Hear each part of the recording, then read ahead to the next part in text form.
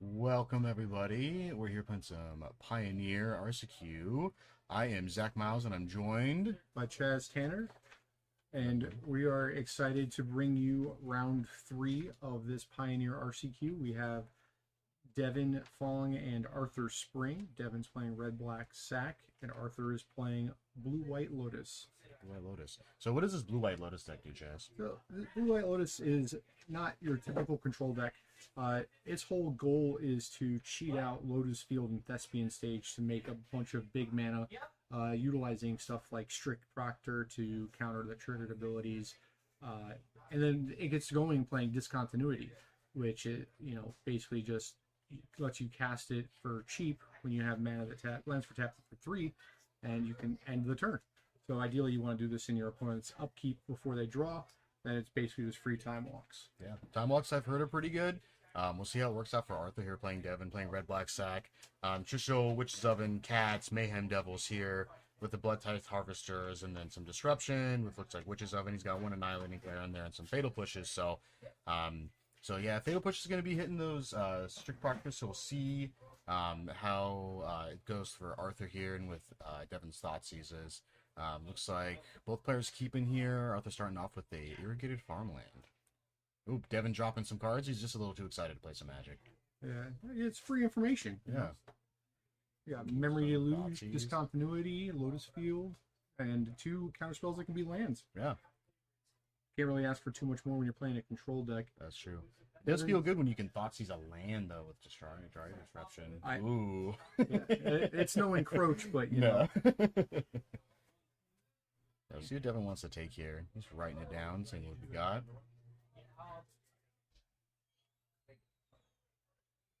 Kind of an awkward spot for Devin here. He's got a couple different answers, kind of more card draw with Deluge, and kind of see what he wants to pick here. Yeah, it definitely depends on what the contents of his hand is, right? Because if you definitely going to try go for the long game, you definitely want to take Discontinuity or Deluge. Deluge, he's still going to get the back half. That's going to be significantly longer. Yeah, he's going to take a couple more turns here.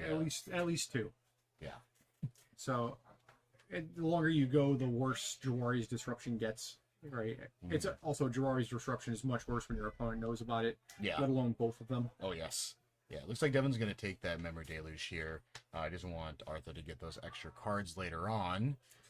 Did take a little peek here. Looks like Arthur drew a Beholden Multiverse, so kind of making up for taking that Deluge here. But let's see what Devin. It's interesting too because he had to make like the conscious decision whether or not he wanted to leave up Jawari's Disruption or to foretell it. Yeah. Because I don't know how good that is at as far as value wise, because when you know about the Jawari's Disruption, Devin has the opportunity to play around it. Yeah. And on turn 2, there's not too much I could imagine Devin's casting that is going to significantly impact what's going on. Yeah, true that. Yeah, looks like Arthur popped up Discontinuity here on his own turn. If you cast it during your own turn, it only costs 1 in the blue, so he's going to end that turn, get rid of that Lotus Field trigger, so he gets to keep his lands. So, see what Devin wants to do. He's going to get in here for 1. Devin's got free reign right now. He got no land. Okay. Yep. He's going to play Blood Tithe Harvester and pass, looks like. He's going to attack for 1. I think that with all that ramp, it's probably better than 2 Explorers. Yeah. Yeah, definitely solid. Arthur's going to have 6 mana this turn in base land. Looks like that's a Hallowed Fountain hanging out in his hand. Yeah, so looks like you got 2 of them. Those are the Secret Lair ones. Yeah, those ones are very pretty. So he might just stick with the 5, though. He doesn't have very much to cast. I mean, he can still cast Jawari Disruption and Behold. If he paid the 2, he could have played both. That is true, yeah. Or left... he has 2 Jawari's Disruptions up now. He can still cast the Behold. He's obviously valuing his life. He thinks Devin's deck might be a little bit too explosive, probably. Yeah. But still, 4 is not an insignificant clock. Especially with Hive of the Eye Tyrants. Oh, yes. Yeah, eventually those will become some creatures and start getting in there, too. Devin looks like going to play the safe route, just slam a Witch's Oven here. Kind of difficult to draw Disruption that. You have to... Yeah, exactly. Yeah, so hard to go with 1 mana. I definitely think that if you're going to play a land that turn that's going to be tapped, I think Jawari's Disruption would have probably been a better land to play. Yeah. Yeah, especially with 2, it's kind of late in the game here for Exactly. having multiple Dryad disruptions. Yeah. Especially since Devin, I think his deck still only curves out at about 2, so... Yeah, like top end is like Mayhem Devil at 3. Yeah, Fable also at 3, so... let's see here. So Thespian Stage is now a copy of Lotus Field.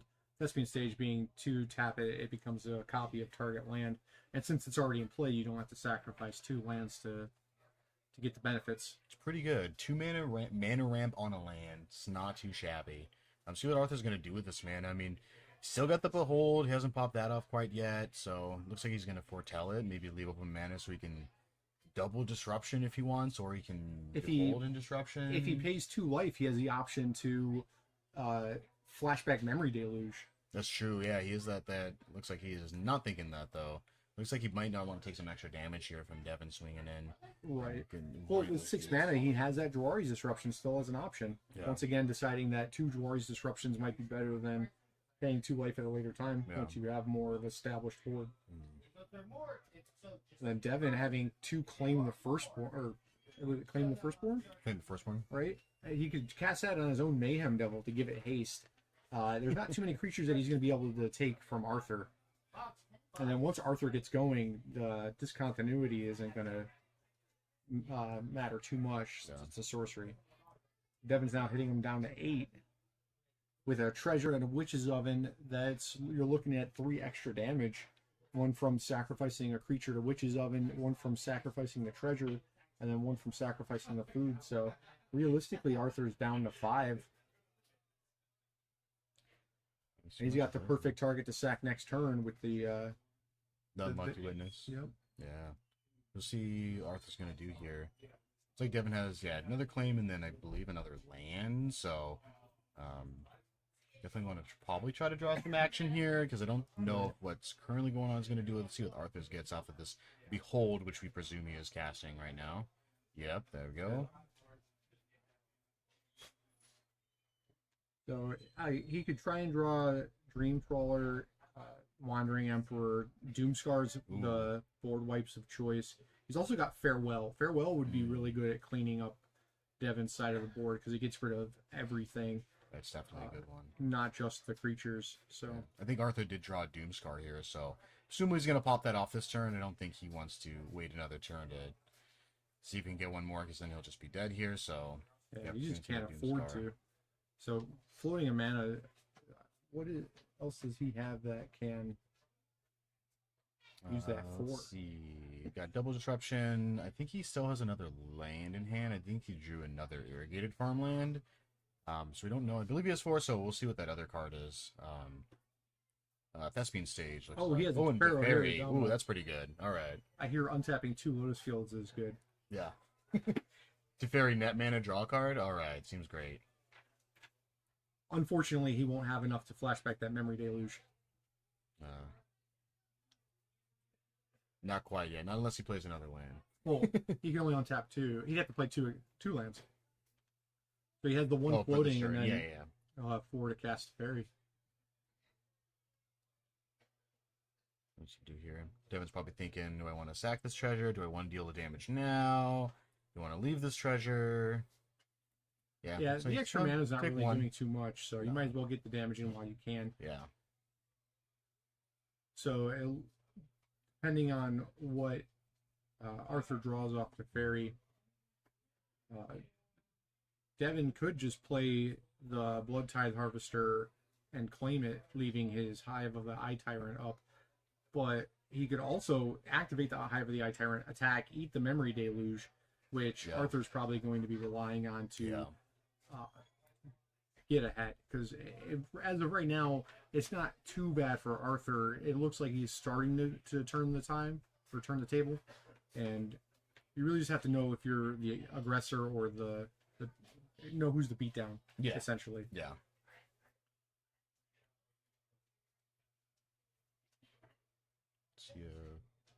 So it looks like he... Did he end step foretell the Doomscar? I believe so. I believe I thought you could only do that at sorcery speed, Foretell.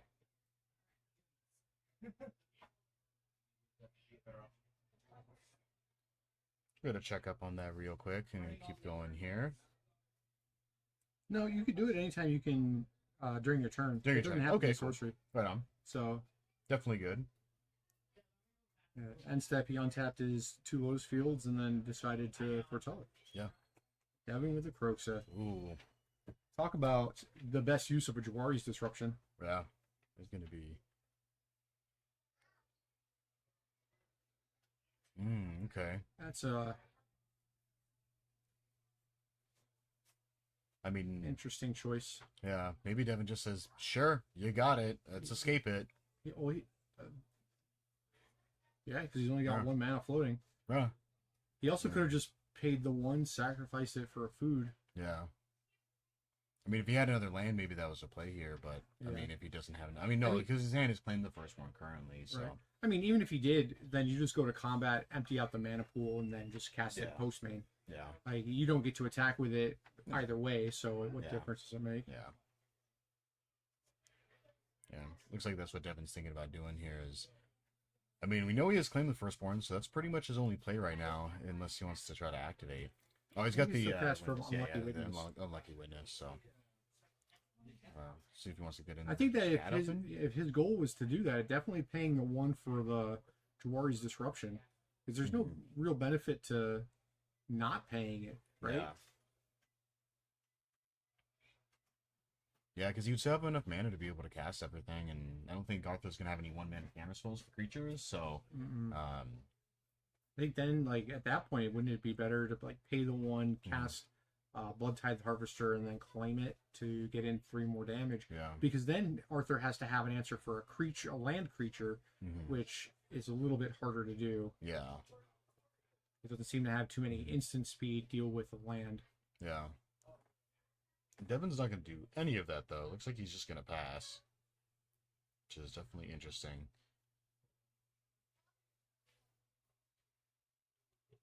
Dude's better than 2 fields. 3 field, 3 fields. Those Lotus Fields. Just oh yes.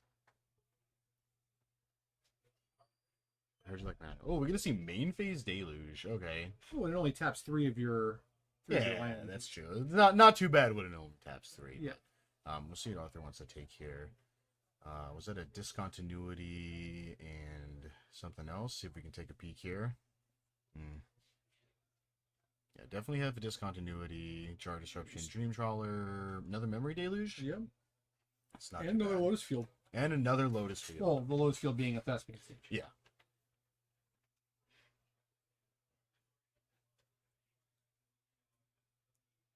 Let's see when Arthur wants to pop off this discontinuity here. Writing on the cards, I dig it. If only. Yeah, It's probably going to be an upkeep. Mhm. So Devin will untap and then pass the turn back. Yeah. Yeah, I mean, there is a little bit of, like, question is if you want to do it in response to possibly Cat. In response to the activated ability of Cat, so then he has no creatures on board. You're ending that turn. He doesn't have Cat. I believe that's more of just like a counter spell for the Cat or Time Walk at that point. And with having Dream Trawler and now a Farewell, along with an active Teferi, I think just getting it back to your turn relatively free and clear is a little bit better. Because with all the stuff that Arthur's drawing, especially with the Farewell, Devin's now out of a graveyard because he opted not to cast the Kroxa. Getting pretty close here. Well, opted not to, being he was given the opportunity to end the turn in his upkeep. Yeah. Yeah, not looking too good for Devin here. Nothing on board, no graveyard, Teferi on board, Hellbent, Teferi and at your 7. opponent had Teferi's 7 now, and your opponent's sitting with a grip. So we'll see where Devin's gonna go from here. Well, Arthur There's is no at lightning bolt 3 in this though, format. but Arthur is at 3, and with Hive of the Eye Tyrant having Menace, he'd have to play 2 creatures in order to block. That's true. So Arthur at the moment is dead on board. Especially with Claim the Firstborn in Devin's hand. So board position being amazing is great and all, but if you can't do anything with it, then sometimes you just die to the bolt. So maybe Arthur's going to pop up that other deluge here. Maybe search for a discontinuity, another one here to see if he can just try to end that combat. Yeah, it's got to be a discontinuity. Finale, Revelation. None of those cards seem to do it. Plains and another deluge. So, yeah, those definitely aren't doing it for him right now. Doomscar, not an instant.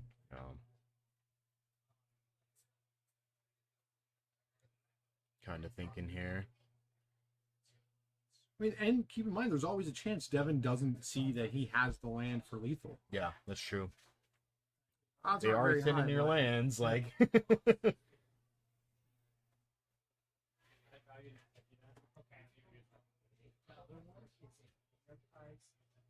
Lots of thinking going on.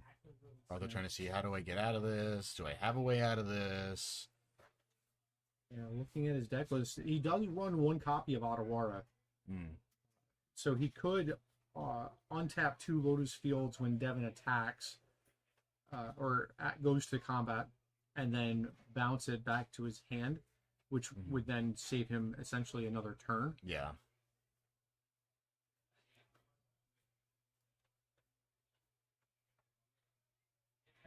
I was thinking maybe he's going to play the Strict Proctor here.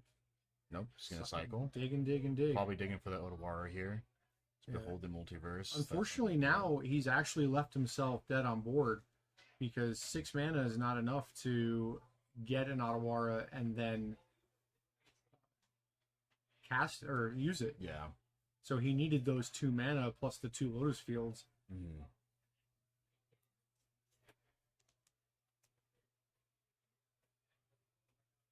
it looks like he's just going to take the hold.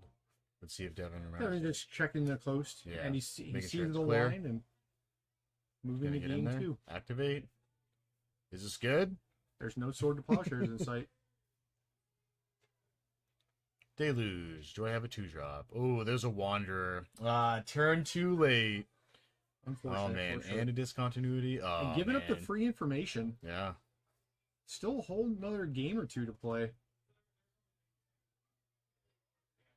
Man. Ooh. What a good game. Close there.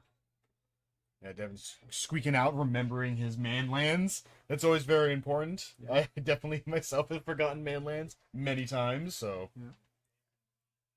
Notably, Devin still had Gigantha that he had an opportunity to bring back to his hand. Yeah. Devin, of course, representing Team Logic Knot. Headed up by Kazi Baker, who is qualified for the Pro Tour at the last regional championship playing Mono Green in Pioneer. Yeah.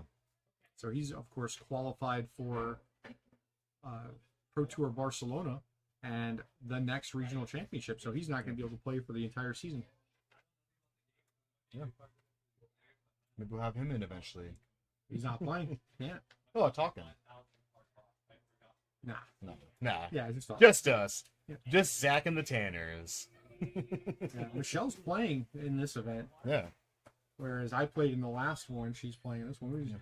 As long as the Tanners and the Blues, right? It's all the same. Yeah. Full house. Yeah. And then I'll just always be here. Yeah.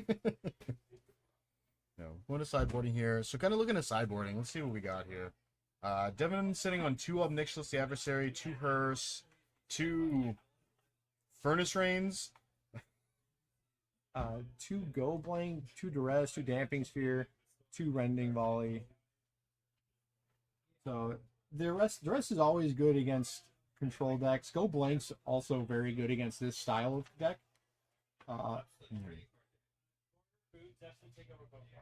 Yeah, so maybe seeing Damping Spears, Dresses, and Go Blanks. Damping Sphere definitely turns off Lotuses. Yeah. Yeah, it's like sweet land that now produces 1. Thanks. Yeah. Arthur's got Dovin's Vetoes, another Dream Trawler to just get threats on the board. Thought Distortion, Rest in Peace. Rest in Peace being very good against a graveyard-centric deck. He's also got 2 Soul Guide Lanterns.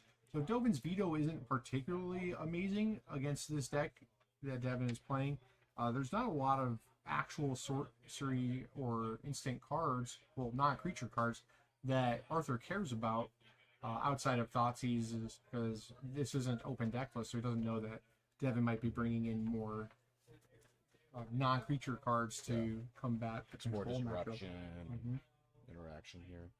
But see what we're deciding on. Fortunately, can't really see with the sideboarding, so we don't know what they're thinking, but Yeah. we can only presume. The interesting thing about the red-black sack deck is, like, what do you take out when you're sideboarding in cards? Yeah. Because it's a fairly tight list. Like, you could, like, against this match, you could probably take out Claim the Firstborns, but Yeah. we saw in the last game that Claim the Firstborn actually had significant impact by giving its creatures haste, because if Devin hadn't claimed the Firstborn his own Mayhem Devil to deal 3 extra damage, Arthur would have been at 6 and would have been able to untap with the Wandering Emperor. Yeah. Yeah. So we're seeing getting into that one. So I mean, 1 mana, 1 red mana, give your creature haste is, it's not great, but it's not bad. Sometimes it just does the trick. Sometimes that's all you need. I think Duress and Goldblank would probably be better though. Yeah, I agree. Get those delusions out of the yard and discard 2 cards and then pick and choose what you want. Looks like Devin's thinking the same thing. I could see those flames there. He's hanging out on the sideboard. He's getting those things out of here. Gigantha still being the companion of choice for Devin. Yeah. Arthur without friends. No Pokemon for this one.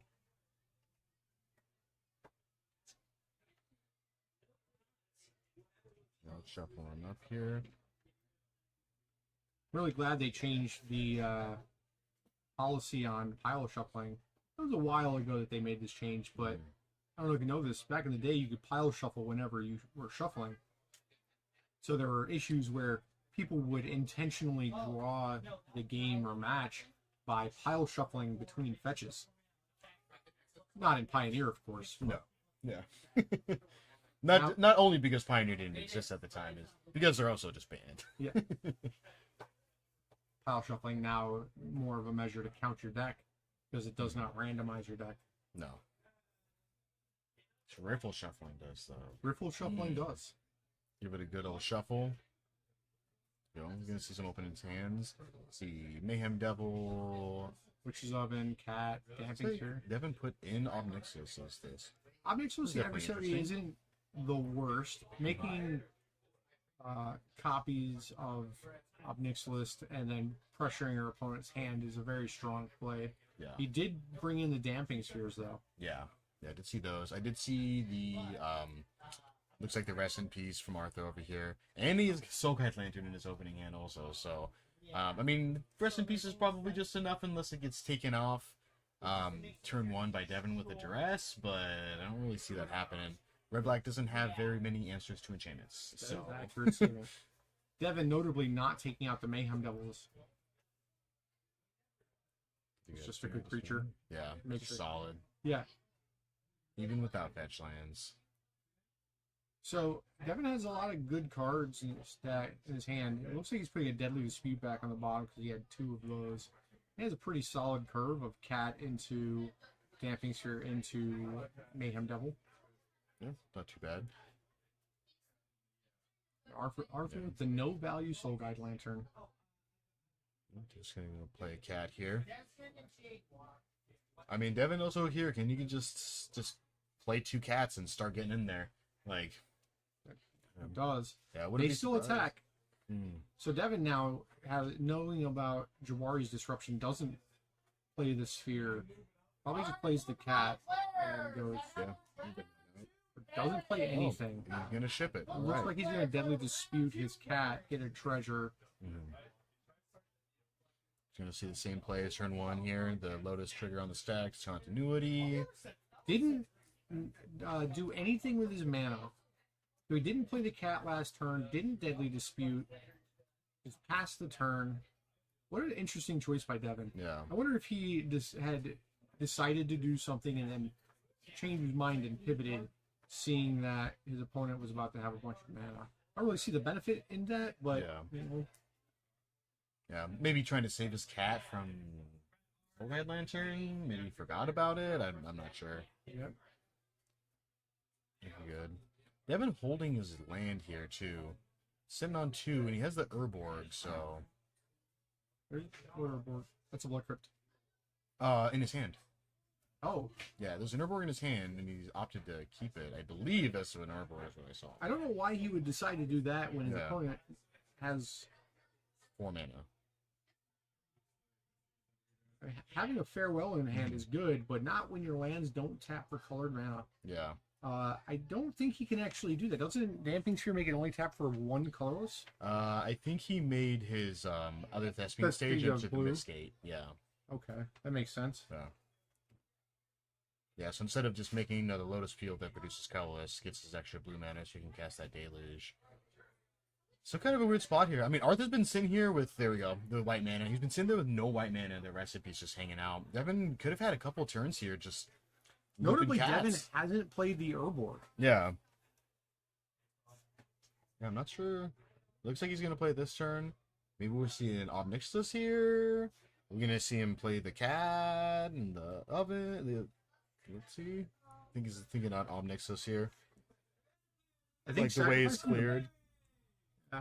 Yeah. So I can minus on the main one to make a devil, and then plus the Obnixilus, the adversary token, and then make him either discard a card or lose 2 life. Yeah. And then with the devil in play, Devin starts gaining life, and then next turn being able to tick up twice can be quite a tax on against the blue-white control deck that doesn't have Lotus Fields going. Yeah. And with him sitting with no creatures on board. Can't particularly tax it either. Yeah. And then the Farewell in hand doesn't get rid of Planeswalkers, so Yeah. Be kind of just clearing the way for him. I mean, he can't just get rid of the graveyard and deal with that. Yeah. It's like I mean, at that point, you want to get rid of artifacts as well. You get rid of your own Soul Guide Lantern, but you also get rid of Damping Sphere Yeah. and a Blood Token, notably. Yeah. Turning on your Thespian, your Lotus Fields here would definitely be good. Give you that mana advantage because Arthur's just pretty behind here. He's just gonna pop out the Soul Guide Lantern. Looks like he's not thinking about Farewell popping off for artifacts. So. And then decided to another Soul discard Guide. it. Yep. Yeah. The first one wasn't good. The second one's probably not much better. Yeah. Second white source. White. There we go. Just gonna Farewell here. Just gonna get rid of artifacts creatures here. All right. Yeah. By popping the Soul Guide Lantern to get rid of the cat, there's really not much of a benefit to choosing graveyards, keeping his Memory Deluge in the graveyard. You could dress here. Take Yeah, Rest in Peace, make you discard your 2 other cards. Well, you don't have to. You could also just take 2 damage. That's and lose 2 true. life, which would be much better than discarding the Dream Trawler. You might discard the land, Yeah. but definitely is going to take 2 over that Dream Trawler. Yeah. Looks like he might be taking 2 for both. Okay. No, he's going to take 2 from 1 and then discard. He's keeping that Dream Trawler. Keeping the Dream Trawler Dream alive. Keeping his life total up. Yeah. Teferi, not bad. I think you still want to play the Dream Trawler, though, because Yeah. then next turn you can attack the Obnixilus that's on 2, going up to 3. And then the turn after, you can play Teferi to put the token back into his library. Yeah. Yeah, I mean, Devin here did draw a Croxa. That would have been pretty good last turn when your opponent has 1 card and you know it's a Dream Trawler and just kind of snipe that off here. Because it looks like that's what we're going to see hit the board here. It's going to be Dream Trawler. It's going to be helping him stabilize. He's got 1 card, so he's probably going to be looking to keep those, but Devin not sitting on any removal spells, so he couldn't get rid of it even if he wanted. So he's just going to jam the Croxa here. Just discard that to Fairy. Yep.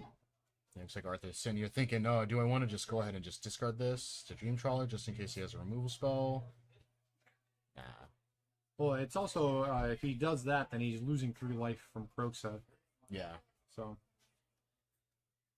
Yeah. So we're gonna to be fair, Dream Trawler also gains +1/+0 whenever he draws a card, so it's going to attack for 5. Because you can draw 1 for turn, 1 from Dream Trawler. So he can actually kill the copy. You always want to kill the copy when you're dealing with Obnixilus, because when they cast another Obnixilus, if they have the copy in play and not the original, they can keep 2. Then they'll have 2 copies in play and a new original. Yeah. Whereas if you kill the copy, they have to choose between the two originals. Yeah. So Arthur going to go back up to 10 because of the lifelink. Playing a second one, notably not legendary.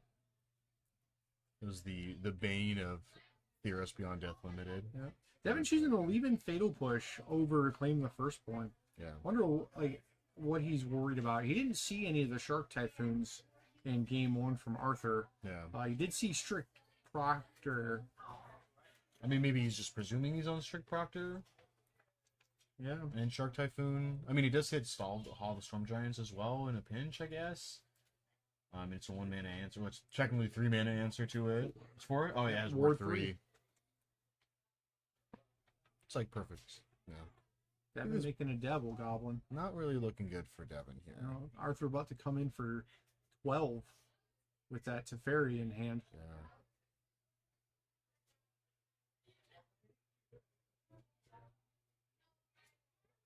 And then having enough mana up to activate Thespian Stage.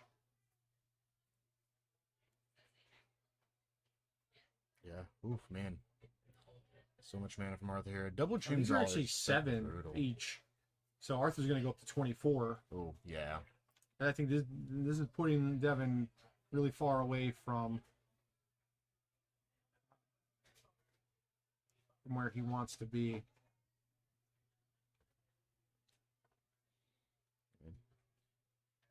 Definitely dispute here from Devin. Trying to draw out of it. I really don't know what Devin can draw here to get him out of this. Double Dream Drawer is definitely not good. I mean, he's got 1 Annihilating Glare in his 75. I mean, Furnace Rains seems like something you would put in. Rending Volley doesn't deal enough damage, so yeah. I'm not really sure what he's going to do against 2 Dream Trawlers on board. Yeah, if he's taking out the Claim the Firstborn, he's definitely not bringing in the Rings of Furnace. Definitely going to scoop it up, save some time. That definitely makes sense here. Yeah, Double Dream Trawler. His Blue Eye Lotus deck is pretty sweet. Yeah. I got to live Double Bladeslayer Dream one time too, and in Legacy, and it's good. It's very good. So you can confirm 2/5/5 flying lifelinkers are good. Yes. Okay. Yes. Good. Yeah. In case you didn't know beforehand, 2/5/5 flying lifelinkers are good. Well, I do now. Yeah. I'll have to try it sometime. Learning something new every day. Yeah. Yeah. See if Sideboard changed a little bit here. Yeah, I don't think Devin saw Dream Trawler at all. I don't know if he knew he was on that, so I don't know if his sideboard plan changes at all because he knows Dream Trawler's in there. But you know, notably for Devin, Devin's playing a deck that can use the tokens from both Rocket Series winners. You have Series 1 winner Alec Pitzer, who made a food token, which gets made by Witch's Oven, and you have me, the Season 2 winner, the Goblin Shaman token from Fable the Moonbreaker. Yeah. And then eventually you'll get the third one, which is a treasure token. Just from for me. The deck. Yeah, just for this deck. Yeah. Yeah, Devin is just playing TC's Rockets series tribal, token tribal. So, which we're definitely okay with here. Someone has to make a devil token, though. Oh, that's true. It's like shuffling up. It's kind of weird that they're a little bit in sync here, shuffling. Oh, they're mixing it up a little bit. See where this game 3 goes. I mean, who do you think's more favorite here in this game 3? Devin presumably on the play here. Well, depending on how Devin's sideboarded, I think Devin's probably going to be a little bit more favored. That favor shifts significantly if we get a turn 3 Lotus with no downside, though. Yeah. Definitely true. Yeah, Arthur, seeing that both game 1 and game 2 from Arthur, so see if we can run it back for this game 3. Getting 6 mana on turn 4 is pretty solid. So this continuity, being either a Stifle or a Time Walk, is pretty nice. Yeah. Both Legacy Vintage, or both Vintage playable cards. Yeah. Not Legacy, unfortunate. Yeah. I play Time Walk all day. Yeah. Oh, in a heartbeat. Shuffling up here. Devin still has Giganta hanging out. Okay. I don't think I'm seeing any red mana. Many black mana from No Devin. black mana, so that looks like it's going to be a quick, easy mull. Yeah. Arthur, I think we'll begin Farewell. Edgegate Pathway. Irrigated farmland, discontinuity, Lotus Field. Looks like we're gonna see it again. He's got a lot of Pretty land. solid. Consistent, if nothing else. Yeah. When you build a deck with ways to deal with it, then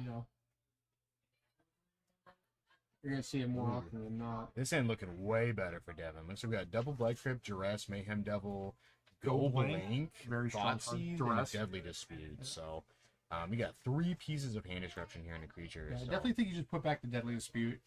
Yeah. Yeah, with no early play creatures here. Just kind of spending the first 2 turns, just 2 or 3 turns, just disrupting your opponent's hands. Not bad at all. Yeah. You'll see Duress here. You're gonna say, I don't really want you to have discontinuity. Yeah. No, thank you. I don't want to do that again. All of a sudden, his hand is still looking fine, just not as good. Definitely not as close. Well, it's easy. You just draw another discontinuity. The Thoughtseize bug, right? Yeah. Fortunately, Devin has a Thoughtseize ready to go for that bug. Yeah. But in true bug fashion, it'll be drawn next turn. Yeah, of course. It's Devin like, you forced drill to in. take the Let's just farewell. take it. Yeah.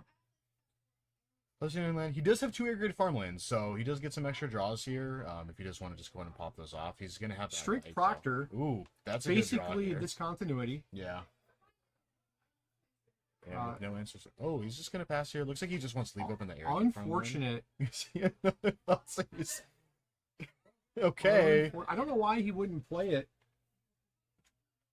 Yeah, I mean, maybe he wants to draw an extra card. Or maybe he wants to wait until he was looking to wait until next turn to be able to play it and then pass Lotus Field at the same time. Yep. That also kind of leaves you open for just getting pushed, to, like, because we did see the Devin still had them, so.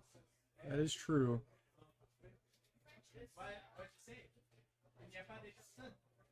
I think it looks like we got a Deluge. Not turning Thespian Stage into a land, or into a different land. Still wanting it to be colorless, even though it didn't do anything. He didn't cycle the other irrigated farmland.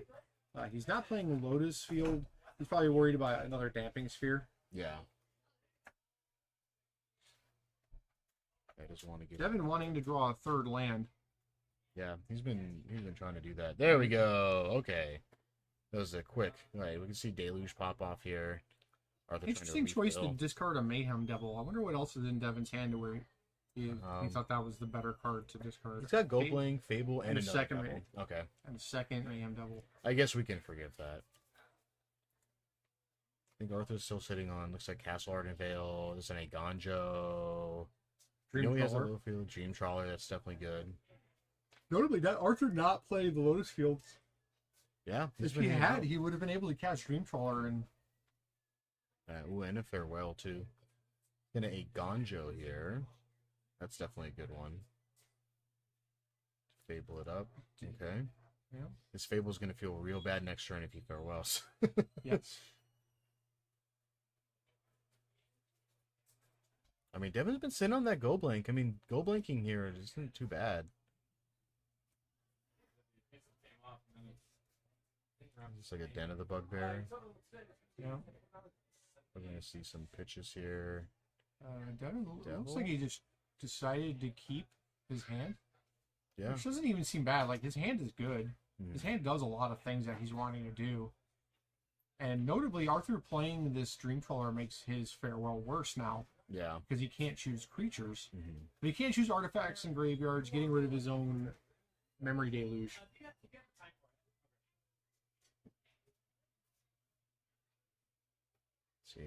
Seeing from Arthur here. I mean, Arthur's probably just going to start getting in the beats. I mean, just trying to raise 5 damage is not possible when you're also gaining 5 life. Devin also relatively low with double Thoughtseize. Yeah. Yeah, pretty much a free hit here. Arthur sitting on, looks like, still got Lotus Field, still has Castle Arden Vale. Still has the Lotus Field, we know. Farewell and Discharge Disruption looks like he drew, so... Yeah. Still not playing the Lotus. I don't think he feels like the game is going to go into a position where having that kind of mana is going to be beneficial. Yeah, maybe he's just trying to play the control game here. Yeah. Mayhem Devil, even that one open for that disruption just in case. Yeah. I think I like playing the Lotus Field over the second irrigated farmland. Mm-hmm. Looks like Devin's sacrificing the Blood Tithe Harvester, targeting the Trawler, trying to give it -2, -2, deal 1 damage to it, and then try to get rid of the blood and then the other treasure from the Goblin Shaman. Maybe it's just Devin forgot that that's how that works. Yeah. Also, Arthur not letting it go down seems kind of like a waste, because if Devin's going that route and he can't sacrifice enough at instant speed to kill it, so you might want to, he might have been better off letting Devin utilize more of his resources, because if Devin then sacrifices his treasure to sacrifice the blood, targeting the Dream Trawler with the other 2, you can do that at any point. Yeah. Give it hexproof, which would fizzle all the other targets. Yeah. So it seemed like could have gotten a little bit more value out of that Jawari's disruption. Let's see. Yeah, it's still looking good. Looks like Arthur drew Wandering Emperor as well, so I hear that card's okay. yeah. He's got double Lotus Field and a Doomscar. I don't think we're going to see that probably pop off this game. I think this game's going to be over here in the next turn or 2. That Fable and Mayhem Devil can do a lot of damage output, though. Discontinuity in his upkeep will end this game very quickly. Yeah. I don't think there's much he can do about the Dream Trawler at this point. If he's able to, 2, 3. he's making a copy of the Mayhem Devil. I think what Devin doing this in his turn is might be a little aggressive. If he did it during his opponent's turn, then and he started targeting the Dream Trawler, then the Dream Trawler has to tap to get it.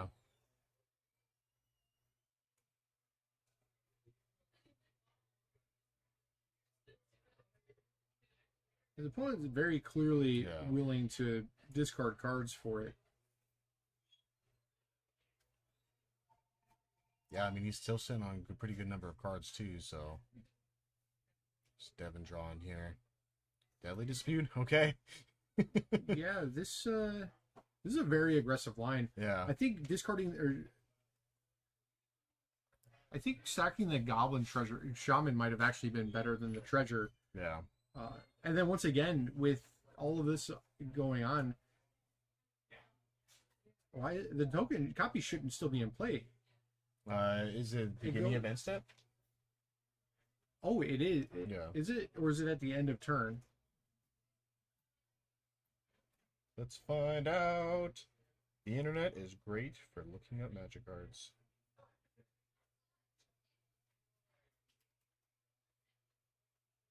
Yeah, I still don't think they're going in here. Devin going to 2 here. Gaining life. Where is gaining life from here? Beginning of the next end step. Okay. Yeah. Yeah, swinging around. Looks like Arthur's just going to pop off this farewell here. Looks like he's just going to hit graveyard. Yeah, he's just going to call it here. Because he hits graveyard and enchantments, and then Fable's no longer an option. Yeah, so you see Arthur taking it down with the Blue-Eyed Lotus deck here. Definitely cool. I mean, Lotus Field, like, essentially stifling your Lotus Field with discontinuity by ending your own turn on turn 3. So, definitely interesting match. I mean, looks like Devin just didn't draw right disruption at the right times and peeking and taking relevant cards when your opponent has a bunch of lands. Well, he drew a lot. I think he actually drew disruption. I think it might just be not a great matchup if you're not firing on all cylinders. Yeah. Because he had the Thoughtseize, his Arthur not playing the Strict Proctor and then immediately getting Thoughtseized again. Yeah. Having a handful of lands still just got there. Yeah. So Devin not putting enough pressure on him. Yeah. Definitely showing the strength of this archetype that you don't see very often. Definitely. Yeah, I mean, not very many creatures, so sometimes, like, if you just start slamming creatures and turn them sideways, it's good old magic. So, I mean, looks like just Devin wasn't thinking that, maybe overthinking it a little bit, trying to do a little bit more pinging than he should have, and less more attacking. Yeah. Notably now, with this tournament only being 5 rounds, Arthur being 3-0, could be able to double draw into the top 8. Mm-hmm. I know that there was a lot of draws in the earlier rounds of Swiss, so that might be not be the case. But Yeah, see what he wants to play. Sometimes you want to play for that higher seed. absolutely, Yeah. that could definitely be a big advantage with this type of deck. Yeah. Oh yeah. Yeah. Looks like just chatting about the match. Well, looks like we're finishing up here, so we're gonna get going here. So we will see you guys for round 4.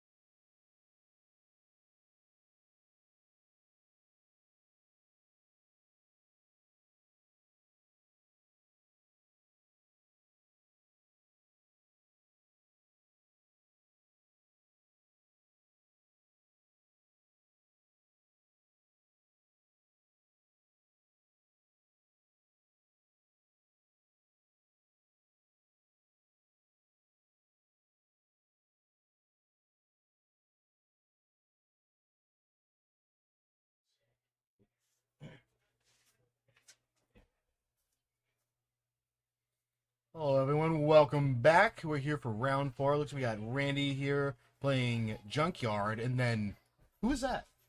I'm not sure. Huh? Name sounds very familiar. Sounds very familiar. It looks like we got Michelle Tanner here, usually behind the booth here, commentating with me, but we got the other Tanner here today, so she's gonna be on some Rakdos mid-range. Notably, Junkyard being just a 62 card Abzan Grease Fang. Yeah. It's because it's junk. Yeah, it's perfect. Sometimes you just need a couple extra cards to be able to get in there, and then you're just solid. So we'll see how he's going to go here.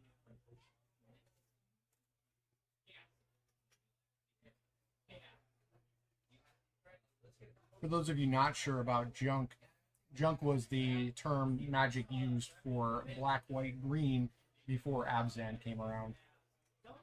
Wow. I like junk better.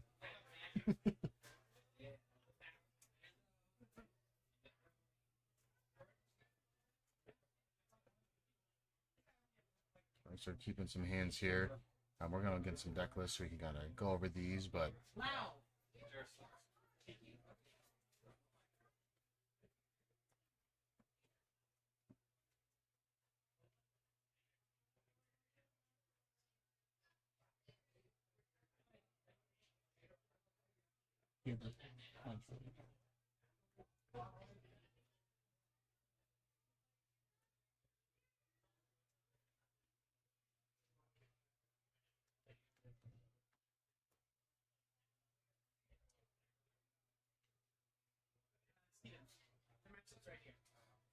all right.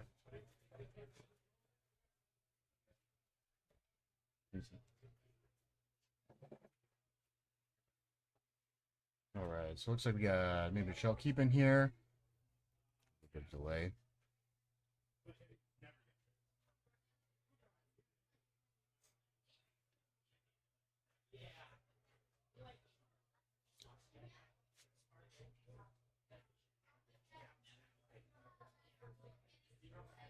Kind of mulling over here, seeing what they want to do. Yeah, Rakdos mid-range being one of the staple decks of the format. It's very consistent deck. Pull that up. Well, I paused the timer, so Oh. okay. that's weird.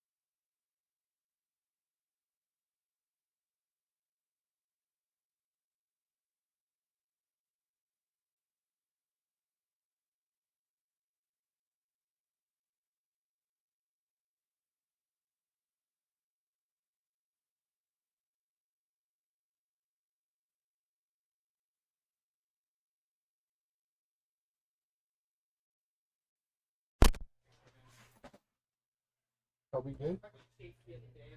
Hey, are we good? Are we live again? Are we live? All right. Thank you everybody for your patience. We had a little bit of technical difficulties. So we cut out. We're not exactly sure where we're at. So if we say a couple things over, bear with us. Yeah. So we have Michelle Tanner on Rakdos Midrange, staple deck of the format. It's very consistent and grown in popularity a lot. Abzan Greasefang, also a very popular deck that's risen since the last Pioneer Pro Tour. There's a couple different versions of it, more notably Mardu, which is a more aggressive version, but Abzan showing that it's a little bit more consistent, which is probably why it's risen in favor and stuck around. Yeah. Looks like Michelle popping up Thoughtseize here. Maybe just waiting a couple extra turns, see if we can get a couple more cards in there, try to take some little bit of extra PCs, see if there's something good she wants to take from Randy here. Randy's going to respond here with the Grizzly Salvage. Really hoping for a white source, Oh, yeah. which we got off Razor Bench Ticket. Still coming into play on tap. Yeah, not too bad. Those fast lines definitely good. And he's notably pitching one of those Parhelions in there, so he's setting it up. But Yep. He had a Parhelion in hand with a Fiend's Informant with no white source. Not having a white source for Greasefang is unfortunate. I wonder what Michelle's going to take. Yeah. Yeah. Just gonna check it out real quick. Yeah. Get in the memory bank, see what we got here. Yep. Notably, Michelle has played a lot of Mardu Greasefang online, so she's a little familiar with this deck. Maybe not this style of the slower version, but overall she knows like the important cards to look for. Yeah. Yeah, I kind of know what to keep a lookout for, what to take, what you're worried about, what you can get out of, when you can not, which sometimes is very important when you're just like, I want to try to go to another game so I can try to get this over with before you get all these good cards that you're trying to get. So, I'm looking, kind of taking a peek at Michelle's hand here. Looks like we saw a Takanuma.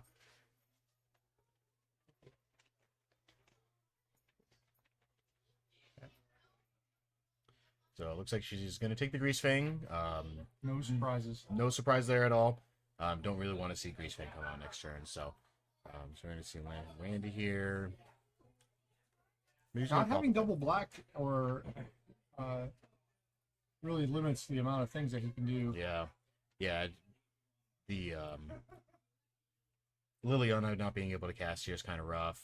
I'm just going to snap off that Rafine's Informant. Maybe looking for that extra black. Not finding it, unfortunately. Just going to get that out of the way. Did find another Rafine's Informant, though, so... Yeah.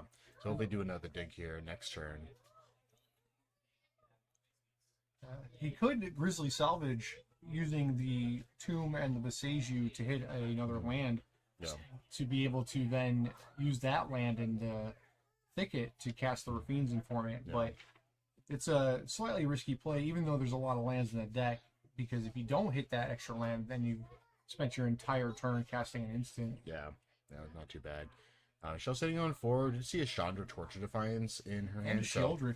Ooh, Along Sheoldred with too. Takanuma and the Black-Red Flip land. Yeah.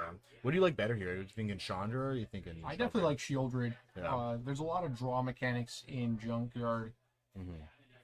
But Michelle's opting for the added value of drawing an extra card every turn, essentially. Yeah. You get some extra mana too if it's really necessary. Yeah. Bone Crusher. All right, can't cast that, so I'm going to take 2. Yep. Michelle knowing that if she pluses, she's not going to cast whatever's on top of the deck. Yeah. So it was a plus knowing that you're going to be dealing 2. Yeah, I'm shocked. And then let's see if Randy decides to take the riskier line of play or just cast the Rafine Informant. Normally, if he casts the Rafine Informant, he still has another chance to draw a land, but it's a little bit safer. Less so now with Chandra in play because there's already an onboard removal spell. Yes. But keep in mind, with hitting land, if he hits another overgrown or Razorbench ticket, then he wouldn't have been able to put into play untapped either. Yeah, it would have been tapped here. So he's thinking about the Overgrown Tomb here so he can get that double back from Liliana. Looks like he's going to snap off here. He's going to take that too. We'll be slamming that Rafine's Informant here just so he can get a body on the board and then get another draw. I mean, he drew 2 Parhelions already and he's got 1 in his yard, so... Can't stay away. It's big play. Oh, yeah. Yeah, definitely a good one. Get back for the Greasefang next turn, so... If Michelle draws another Thoughtseize effect, then she could, if she minuses the Chandra on the Rafine's Informant, then Randy would have been able to just play a land and then cast Sky Sovereign to kill the Chandra. But now with what Michelle has in hand, probably more likely he's just going to can't stay away the boss and bring the Parhelion back. Yeah, I'm coming in here. See what Michelle wants to do here. She wants to try to jam this, just shelter it out right here. If she wants to plus Chandra, maybe try to get an answer for something.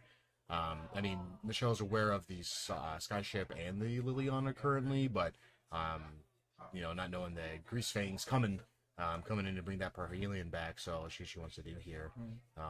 See if she's thinking about that line, just snapping off that Rafine's Informant, and then I think I like plussing to exile a card because you know you always have to be conscientious about it. And Black Red plays quite a few ways to exile cards from the graveyard in the main deck with 2 Graveyard Trespassers.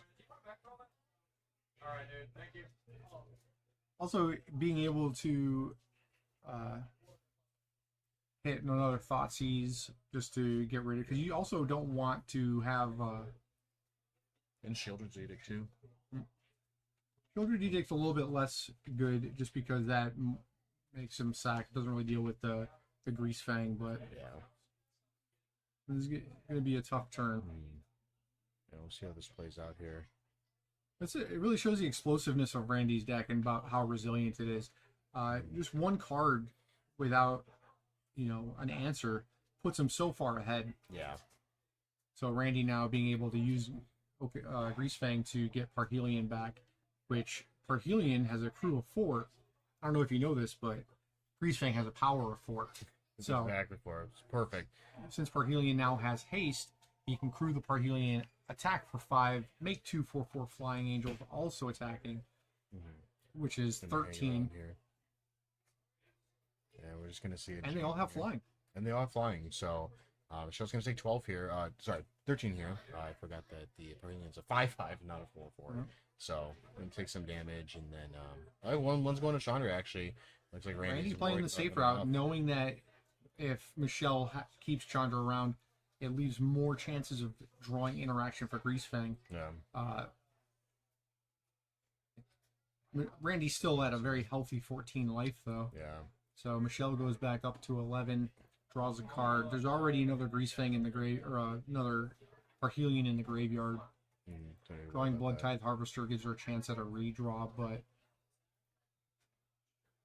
there's a Takanuma in her hand. So thinking about popping that off here to try to look for an answer. All it gets her back is Chandra, though. She's got to tap 3 for it, can't cast it. And then having 2 4/4 Angels, knowing another Parhelion's coming next turn, makes it a little tough. Yeah. She drew a Kroxa. It's not really going to help here, so looks like the game's probably going to come to an end next turn. Yeah, I'm probably going to wrap up here. Yeah. A lot of land draws from Michelle. I mean, it's got plenty of answers to be able to deal with it. It's just, you got to draw them. Yep. Yeah, got to draw them to be able to answer. So. And then we have Asika's Chariot in Randy's hand, which makes 2 cat tokens, but then once you get attacking with it, it starts making angels. So yeah. Michelle was put into a hard spot once Randy was able to resolve that one Parhelion. Michelle often just get in here. That's really all that you can do.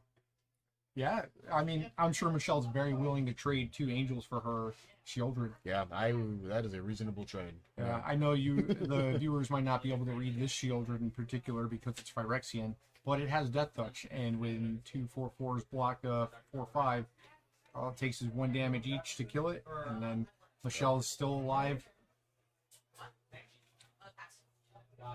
Yeah, let's see. It's going to see a replay the last turn. Just go to combat. Get the Parhelion, and then get in there for a bunch. I mean, 21 damage. Yeah.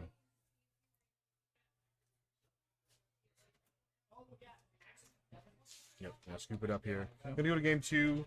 Notably, Randy's playing 62 cards in his deck, by the way. Yeah. Sometimes one flex spot is not enough. Sometimes you just need a second flex spot. Yeah. Yeah, let's see. What are we expecting from Michelle here? Looks like we got 1 Abrade, a Dampening Sphere, 2 Extinction Events, a Hazoret, 2 Invoke Despair, 2 Kozilek's Return, 2 Leyline of the Voids, 2 Ending Volleys, and 2 Ritual of Soots. So Leyline of the Void seems like a very obvious inclusion. Rending Volley also very good. Braid very good. You really want the instant speed removal for Grease Fang. Yeah. Because if you put the Grease Fang trigger on the stack with the Parhelion targeted, it'll put Parhelion back into play regardless of whether Greasefang's around. Yeah. So if you kill the Greasefang with that on the stack, you no longer have a 4-power creature to crew it. You put the Parhelion back in the hand. It's basically a 2-for-1 because now he's got to get a way to put it back in the graveyard. Yeah.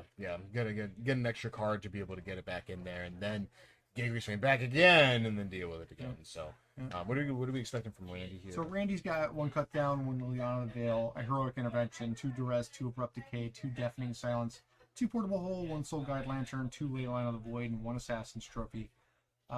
Heroic Intervention, very good against what Michelle's trying to do. Michelle's got a lot of spot removal. Heroic Intervention giving everything hexproof. Not something you typically see out of this deck either. Duress is always good against the mid-range black-red deck. They have very strong creatures, but they also have very strong spells. Sideboarding with Greasefang can be a little difficult just because of how straightforward the list is, right? Like everything, you don't really have like separate individual cards that are powerhouses like you do with black-red, where if you take them out and you put in another strong card that's targeted, you don't have like that same overall power level. You have very synergistic cards. So with these type of decks, you typically have to trim down on numbers. Like Witherbloom Command, not particularly good in this matchup. It does a job, but sometimes you'll need the interactive spells to do a little bit different, but still powerful different answers things. here. Yeah, it's kind of, you don't want to, dilute your game plan in order to have answers to things, because then your whole game plan's not working. Then Especially deck just against becomes mid-range. junk. Yeah, then it just becomes junk. Like, and more especially yard. against playing Rakdos mid-range, like, you can't afford to just sit there and do nothing, because all their cards just have a lot of inevitability. So Yeah. Then whenever you start 1-for-1ing against black-red mid-range, you start falling behind a little bit, and then it doesn't feel too good at all. So it's like Randy's done sideboarding here. it looks like Michelle just put Hazard into her deck. Oh. Sometimes you just got to go fast. You just want to be really aggressive, right? She took out the Chandra from the new set. She took out one of the 4-drop Chandras.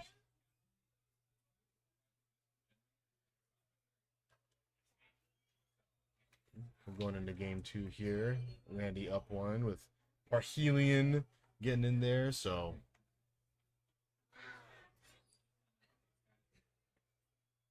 see how this game goes for Michelle here. I mean, there's also just sometimes, I mean, Michelle just may have infinite rule spells, and just like Randy just can't do anything.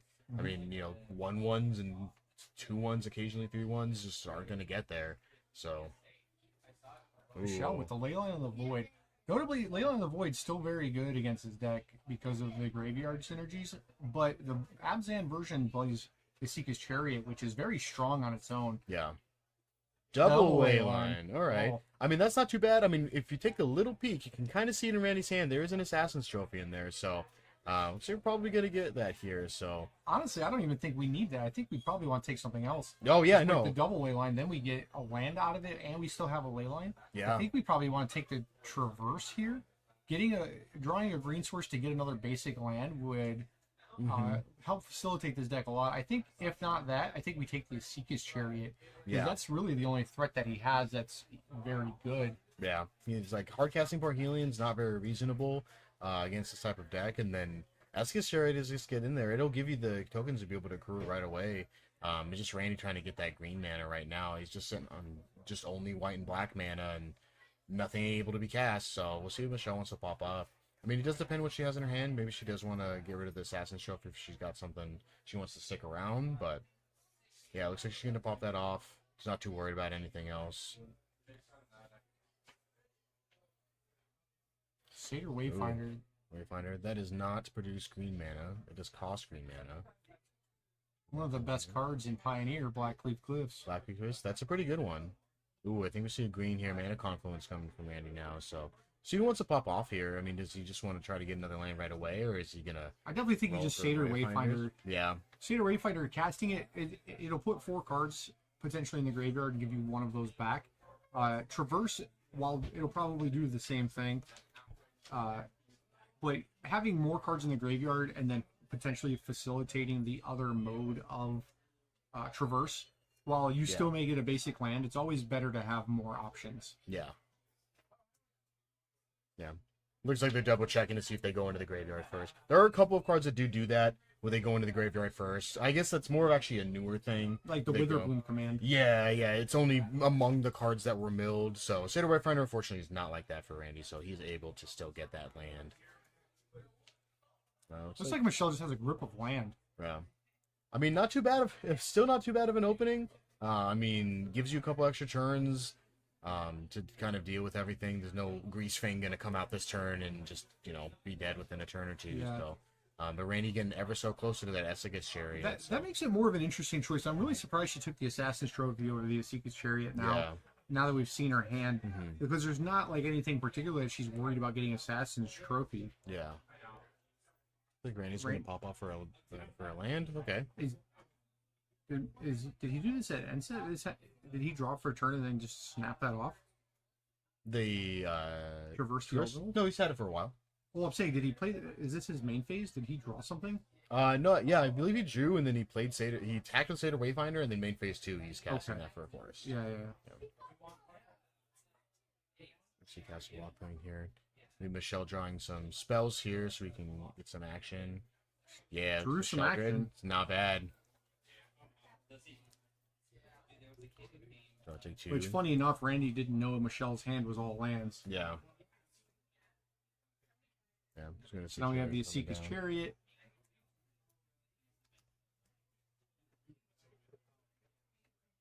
The cutest little cats I ever saw. Man, Randy looks like still sitting on also a grip of lands, a Sky Sovereign, and then a Parhelion. So. But that's not necessarily a bad thing. No. If he's able to crew the Parhelion with his 2 cats, it's a lot. Yeah. Michelle getting having a that power little word kill. She's getting down to where she'll be able to start activating Castle Lockthwain. Realistically, you want to be above 13, which is 1 attack from the Parhelion. Yeah. Because when you're playing against decks like this, like there are certain thresholds that you need to be above. It's like playing against Scapeshift in Modern, right? They have very specific numbers that they can hit you for in chunks out of nowhere. Yeah. So you can kind of curb your expectations.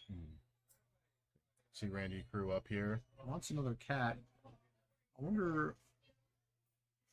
Nope. So I was just gonna say no thanks. Let's just snipe that off. Get that out of here. Yep. Does still have the flagship in hand, so might be slamming He was that. probably hoping to attack, have her block, and then just flagship it. Yeah. Do 3 damage? Sure. Has 5 toughness. Yeah. Shielded is big, so let's see here. Michelle's drawing. Got another one of the best cards in Pioneer, those Blackleaf Cliffs. Yeah. I think I like playing the that land, the pathway. I like drawing a card with Castle Lockthwain. Yeah. There's a lot of stuff that you can cast in Michelle's deck for 2 lands. There's a lot of creatures. There's a lot of removal spell. Yeah.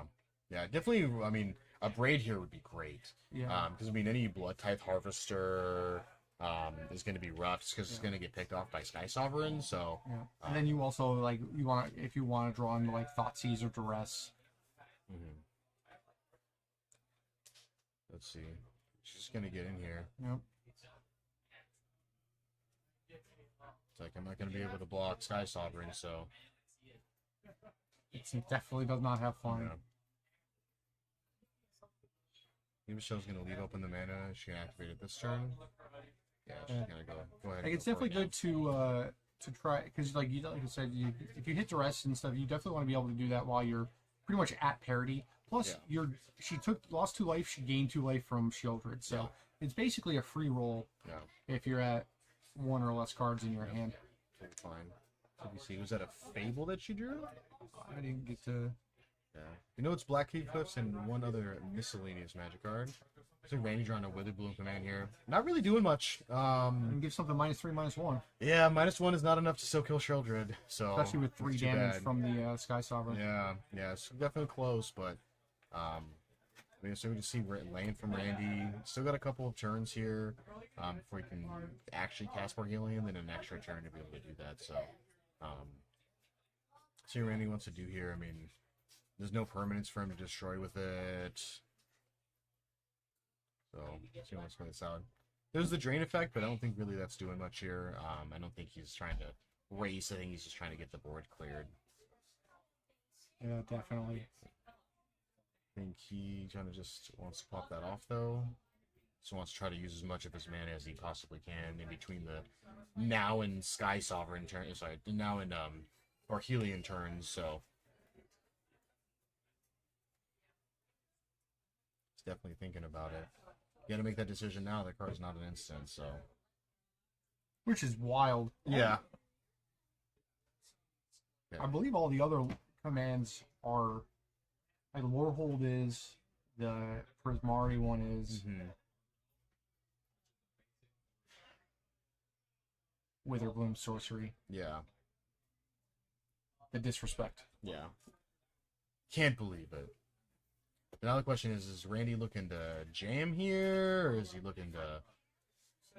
Because, I mean, this is a race that he is not winning, so... Well, he could leave back the cat zombies to True Sovereign to block the Shieldred. I was going to have And the the Shell Mill Mill 3. and lose 2. Yeah. That is a very interesting choice, especially with a deck that runs Croxa. Because, like, if she mills a Croxa there, then it's literally untap. Like, Jam. play a Thoughtseize, play, like, a Jurassic Windows, and then just jam Croxa. It seems really dangerous. Yeah, I mean, most of the black-red decks only run 1 anyways. Yeah. If you want to get the modes... Yeah. Yeah, if you want to do it.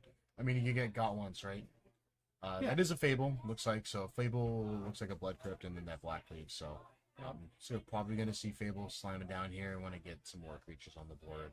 Trying to get this closed out. Randy's sitting here at 6, so we still got 2 more turns until Parhelion's coming down. So, Yeah. yeah. Another question really is here is if are we attacking with Sheldred, or are we leaving her behind? Oh, I definitely like leaving her behind. Yeah, gaining 4 next turn is going to be big game here. Keeping 2 lands too, so you can just pitch them. Maybe looking to play them. Yeah, you can play 1. So by taking 2, she's looking to activate Castle Lochthwain. Wow. See pass here. It's like another Traverse Ulvenwald. Still doesn't have Delirium. No. He's going to be hard pressed to getting Delirium in this game.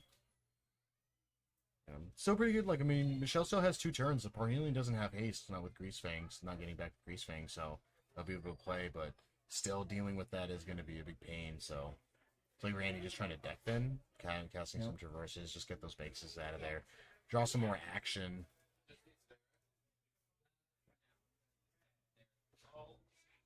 Just getting to the point where they'll both just be able to start slamming some haymakers. Shell staying at the same life. Castle Lochthwain in 1 card, drawing your 2nd card is good with Sheldred. Just, not losing any. Just draw a free card. Yeah. Michelle drawing Liliana of the Veil. Being able to sacrifice one of the cats means that he can't crew Parhelion. Yeah. Also gains 4 life. I use more turns here. And there's a Graveyard Trespasser in there too. Not quite as important right now with Devil Leyline on the board, but it's more creatures. Mm-hmm. Just right, Bone Crusher. I believe that was milled from the Witherbloom command. The which one? Graveyard Trespasser? Yes. There's there's a Blood Tithe Harvester's in her hand. What she drew, so get a good amount of removal here too. Yeah. I mean, with Bone Killing Crusher both and Lily cats. now, yeah, leaving nothing. I mean, there'll be a Parhelion next turn most likely, so She could cast all the cards in her hand. She can cast Bone Crusher Giant on a cat. She can play the Blood Tithe Harvester. Then she can Liliana minus. She can actually Yeah, Yeah. that's probably the best line. Yeah. There's no way you can jam everything. Yeah, because there's no way you can get both of the cats and the Sky Sovereign. So Randy probably going to crew before it dies. Yeah. So he has it available as a blocker. Yeah. Man, an extra removal spell here would be nice. Pop off that other cat and then hit the Sky Sovereign. Ooh, man. You can see here the Blood Tithe Harvester.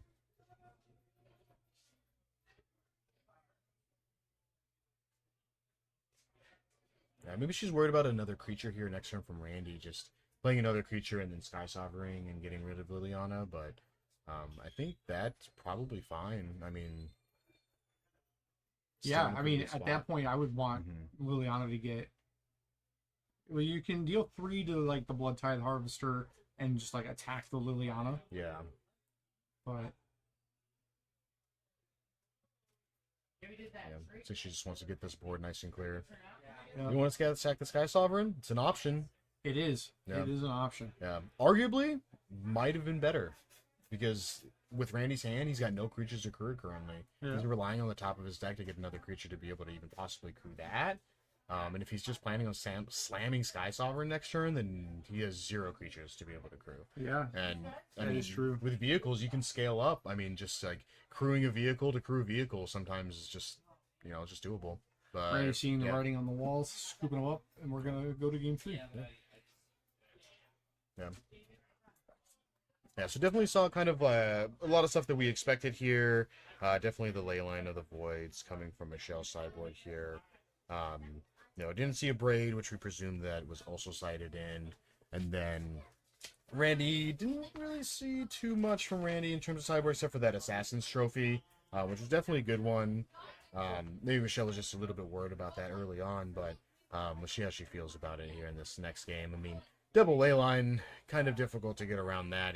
2 pieces of interaction. I mean, looking at Randy's 75 here, too. Well, I guess, sorry, his 77. He's only got one answer. He's only got that Assassin's Trophy here, so we won't be able to get those out of the way early with any sort of duress or discard effect, because they're just going to put that right on the battlefield. So we'll see what they want to keep in, what they want to change, if they're going to just stick around with what they got. But we get a good look at our players here. Got Randy on the left here, Michelle on the right. Michelle usually in the booth with me hanging out, but I get the other Tanner today, so...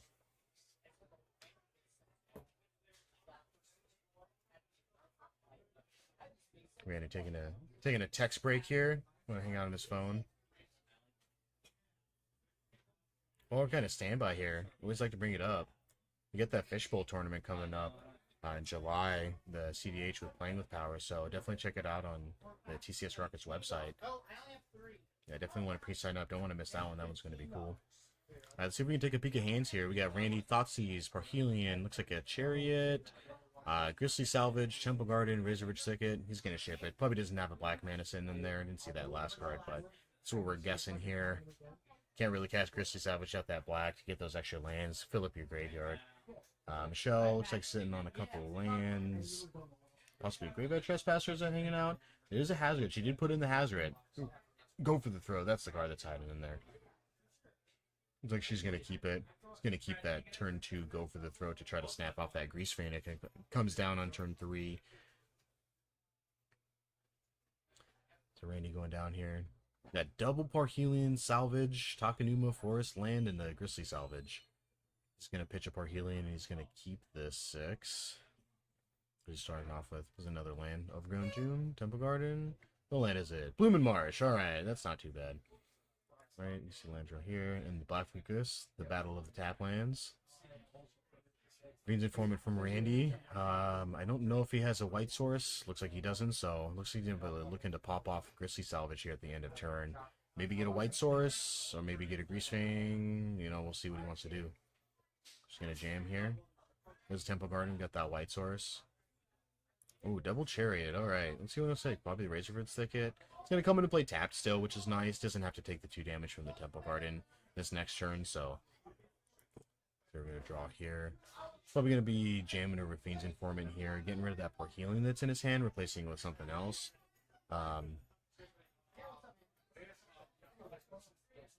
Yeah, that's what we're going to see him do. I'm going to draw here.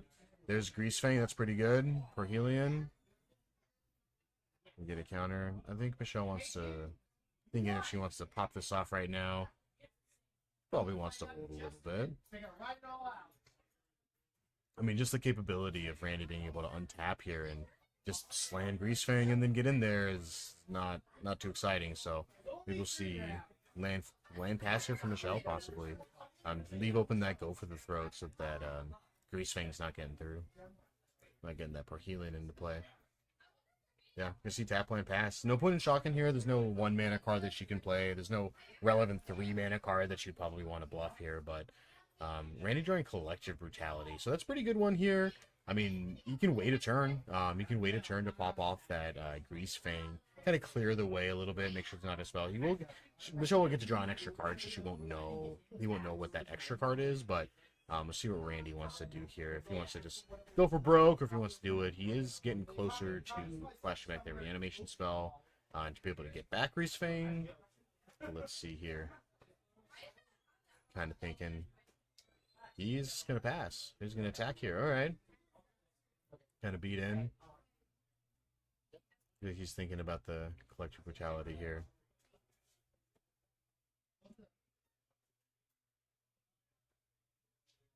Do some quick math. All right, Wither Bloom Command. Interesting. Okay. So he's opting to do that. Maybe looking for another land, maybe? Another black source who could try to double, I guess. Yeah, now that he's attacked, he can give his own Rafine's Informant -3/-1. Yeah. Or just drain Michelle for 2. Either way. Drain. Yeah. Yeah, he's going to get a land. He didn't get that extra black mana, so he's not going to be able to Collective Brutality this turn. Maybe he's looking to draw another black source next turn to be able to Collective Brutality, then Grease Fang in the same turn. Well, he has Takanuma as well, which is a black source. Oh, yes, yeah. So he would be able to do that next turn, but... Michelle drawing the Ley Line of the Void, though. Yeah. Not casting it. Yeah, send out some answers. So she's looking to be prepared for if Grease Fang comes down to bring Parhelion into play, to not let him through, have the Parhelion bounce, and then back to square one. Yeah. Yeah, he does have that Collective Brutality, so he will be able to get that out of the hand if he wants to go with that play. I mean, maybe just playing Chariot here. Okay. Yeah, just gonna snipe Chariot. That's not too bad of here. I mean, you know, it is an artifact, so it won't get hit by Go for the Throat. But... Yeah, basically just time walking Michelle unless she wants to go for the Throat, the Rafine's Informant. Mm-hmm. Yeah, I mean, there's been a couple turns here where Michelle just kind of had to pass. I mean, there was just a couple turns with Grease Fang, and, you know, the one turn that you don't leave up on that mana is just like, okay, we're in the clear, let's slam this Grease Fang and get in there. It's the difficult part about playing against this deck is that it's a combo deck, but it also has a lot of very fair lines of play, too. Mm-hmm. Yeah, that's what Michelle wants to do. Maybe thinking about popping off. Yeah. Yeah. She knows that she's got to start investing her mana into other plays, or else she's just going to lose to what's on the board. Yeah. See, make sure that Randy's going to play that Takanuma here for that extra black source, but see what Michelle has. She got a couple options here. I mean, we got Leyline, Sheldred, Liliana. There's the Hazard hanging out. Hazard probably not looking too good right now with the full grip. But at least we got some other spells that we can play in the meantime. Randy seems to have a lot of avenues covered, too, so... Michelle ticking down to make sure the Chariot won't be able to crew without some kind of outside assistance, which you get from Grease Fang. Yeah. Doesn't really have an answer to, but there's only so much you can do, right? We'll see what Randy wants to do here. Drawing the Confluence. Now he's got 6 mana. Yeah.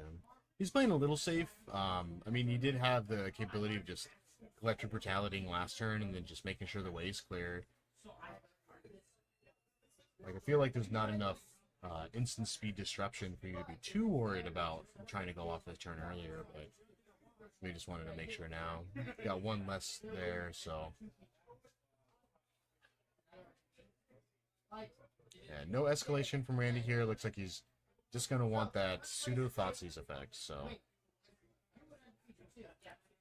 If he takes anything other than Hazard, he actually helped facilitating Hazard being able to attack. Yeah. Gotta check it out. Not that he can take Hazard with Collective Fatality. I believe it's instant or sorcery, non-creature. Yeah, I think it's non-creature. Maybe Randy just taking a peek. Oh no, it is just instant and sorcery, so yeah, just whiffing, just gonna slam Grease Fang here.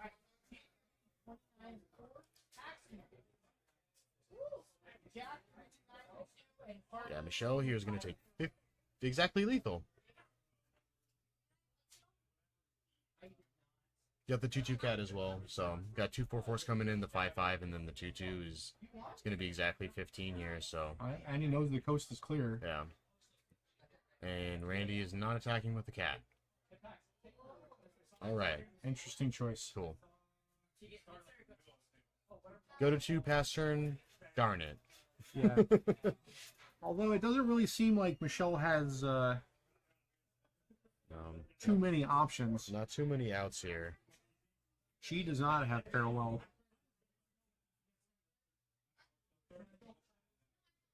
Let's see what we're gonna do here. Randy Black probably looks Cliffs. like he's realizing that he forgot to attack with the cat. Yeah. Yeah, it doesn't matter too much. I mean, you know, obviously this game would be over at that point, but you know, not much Michelle can do at this point here. Even with there's also the Assassin's Trophy. Randy just having it all for this one. And this is what Grease Fang does sometimes. Just like we're just gonna get in there and, you know, reasonable life total to not so reasonable life total in the blink of an eye. So yeah, I think Michelle kind of think of a way out of this. There's quite a bit of damage on board. Yeah, it's tough. Just gonna scoop it up. Rakdos wants to 1-for-1 you, but when you're putting 3 creatures on the battlefield and dealing 13 damage with it, Yeah. it's kind of hard to interact with that. Especially when you draw a creature heavy. Yeah. Yeah, when you want to draw all of your removal spells to be able to 1-for-1 with Grease Fang, and then you don't. You just draw your Sheldreds and your Lilianas. You want that instant speed of removal to be able to snipe off that Grease Fang at instant speed. So, Yeah. you know, that's going to be wrapping up here. Oh, perfect. Just like I mentioned earlier, the Fishbowl, the $2,000 CDH tournament coming up here, the number 2 on July 9th. You can sign up at tcsrockets.com. I'm certainly going to be here commentating. Somebody else might be here in the booth with me, but we'll definitely find out. It'll be a load of fun, and definitely make sure you sign up for it. And if you need to pick up any last-minute singles for this event, TC Rockets has a new trade-in bonus, or trade-in rates. You get 75% on your singles credits, 60% for store credit, 50% for cash, based off of condition. You buy bulk cards per 1,000, singles credit $6, store credit $5, and cash for $4. So Sounds if you're looking to great. pick up cards, bring in some trade-ins. You don't have to spend cash. Perfect timing. Not that there's anything wrong with spending cash. Yeah, that is also perfectly acceptable. But cool. That was a great game, guys. See you next round. Wrapping up. See you in round 5.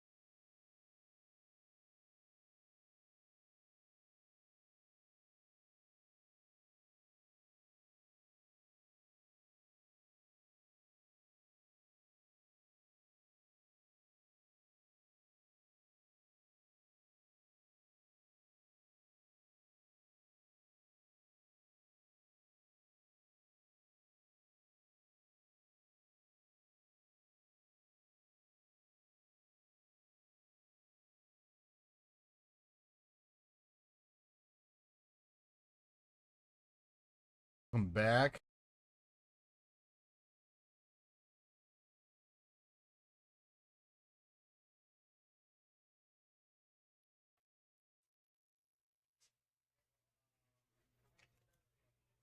All right, now welcome back here. We got a round 5 here. We got Emilio here playing, looks like some mono white humans. We got Carlos over here playing some Neoform Atraxa. Looks like with his good old companion Gigantha hanging out there too.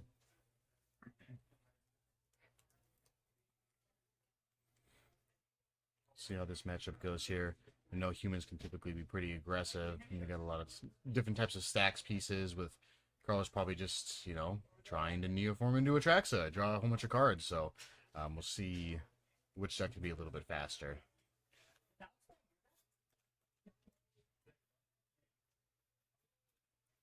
Not that it matters in this matchup, but notably, Atraxa doesn't draw cards, so No, if your opponent has shielders, you don't lose 2 life for a card. Nope. Gristlebrand, get out of the way. Do you think Carlos is on any battles for that extra sweet Atraxa battle get? I'm not sure. Well, No. let's get the deck list and... Definitely sweet. I mean, Atraxa is going to pick up little bits and pieces of everything, so see type of stuff. I mean, obviously, typical things you're going to hit. You're going to hit instant sorcery creature land, periodically planeswalkers, and then you can also get battles, which is solid. You know,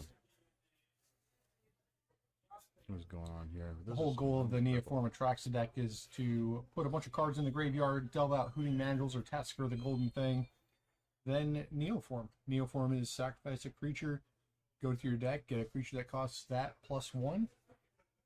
Delve doesn't care about casting costs when you have tons of cards in your graveyard. Yeah, casting six mana cost spells for 1 is not too bad. I hear it's good. Yeah. Just gonna see Overgrown Tomb from Carlos here. It's like initiate. Oh no, that is pretty good here. Not too bad. With some humans. Savannah Lions definitely getting some upgrades since way back when. Pretty founding of the 3rd path here. This will be pretty good. So it's gonna fill up your graveyard to be able to cast those delve spells a little bit earlier, so that you'll be able to go off a lot quicker. Then, you know, that obviously popping itself, also putting additional cards in there. So 2 Stubborn Denials in hand for Carlos doesn't seem like it's going to be particularly useful in this matchup. But these decks are both pretty much just 2 ships passing in the night. Mono white humans trying to just be the aggressor and attack down as quickly as possible, and then Neoform trying to just cast big flyers. yeah, see a bunch of 1-drops. Yeah, no, I mean, not too bad running a bunch of 1-drops earlier. It does have Adelan in here, so being able to get Adelan now is pretty good. It's going to be pretty solid. Carlson looks like a Tassiger. He's got an Atraxa in hand. I'm not seeing any Neoform. Neoform in the graveyard, though. Neoform in the graveyard, which is good. Looks like he's going to shock here. Probably play a Tasker or a Hooting Mandrills. So he's going to delve away everything except for the Neoform, so he'll be able to do that next turn. With founding the 3rd path. I'd say pass and, you know, present Atraxa next turn. Let's see. I mean, Miliosin looks like another Dauntless Bodyguard, and then just some more 1-drops. Ooh, Coppercore Vanguard. Ward's not too important when your opponent has a 7/7 lifelinker on board, and you're paying a bunch of one mana creatures. So that Vanguard is going to add some extra power on the board, though. So the beats are going to commence, especially with him sitting on, you know, two pseudo Savannah Lion creatures here. Each of those dealing 6, and then the Initiate here doing an extra 2. So getting in for 8 here. If he does want to give up a creature, just have Mandrills as a 4/4, so that's still pretty big. Still getting around to those creatures. Yeah, being able to block one of them is nice. I think you want to block like the Hopeful Initiate. You don't really care too much about your enchantment because next turns can be gone anyways. Being able to, it's not that you have removal specifically. You have Fatal Pushes, and getting rid of the one that can protect another one is always good. Yeah. The less options you give your opponent, typically the better. Oh yeah, definitely. Carl's kind of deciding here what he wants to pop off.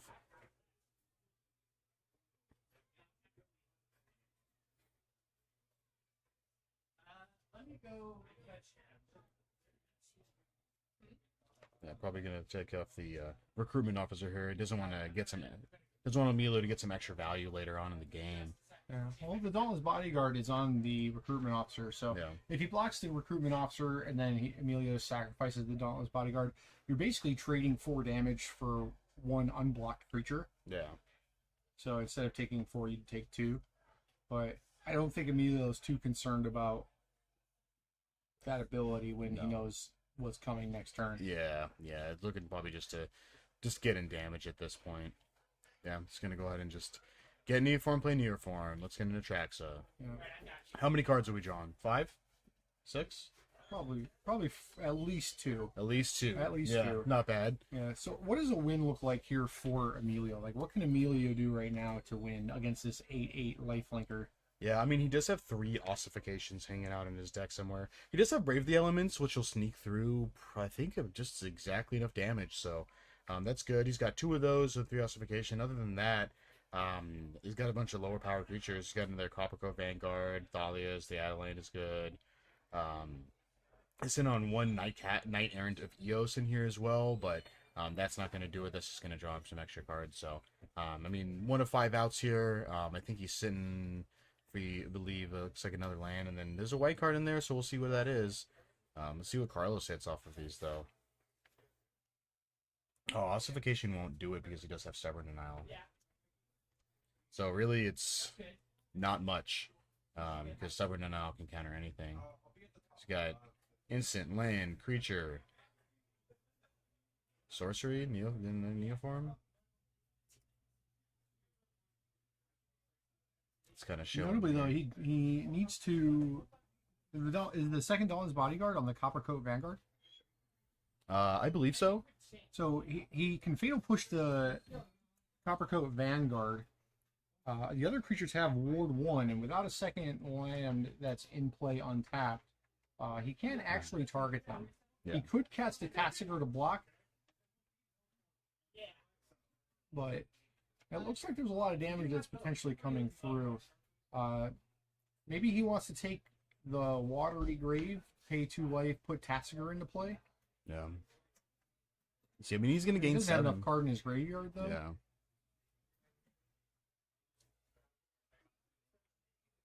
Gain 7 is going to be pretty good here too. I mean, do you just want to leave up Stubborn Denial just in case? Because then you have to tap out to be able to jam Tassiger. If you're concerned about Stubborn Denial, I definitely like taking the Otawara. Yeah. Did he not take a land? Oh, he took a He Mana took a Confluence. Mana Confluence. That seems interesting. Yeah. The Traxa hanging out here.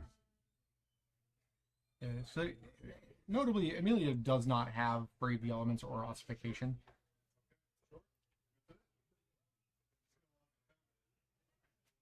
Yeah. See if we can get maybe a little peek of what he's got. Carl's just discarding the Tassiger he just got. Yep.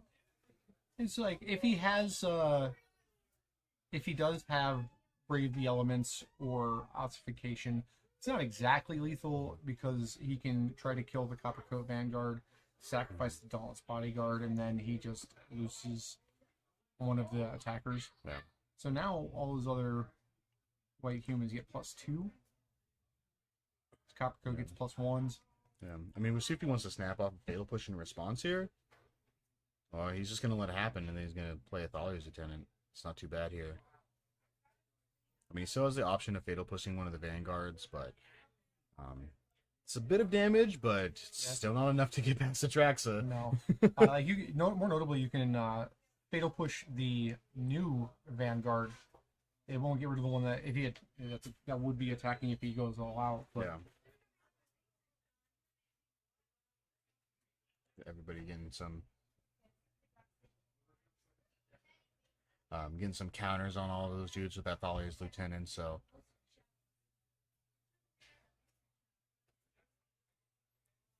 I was kind of mathing it up here. It's like, what do I want to do?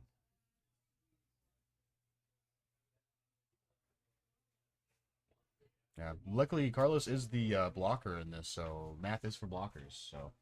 Well,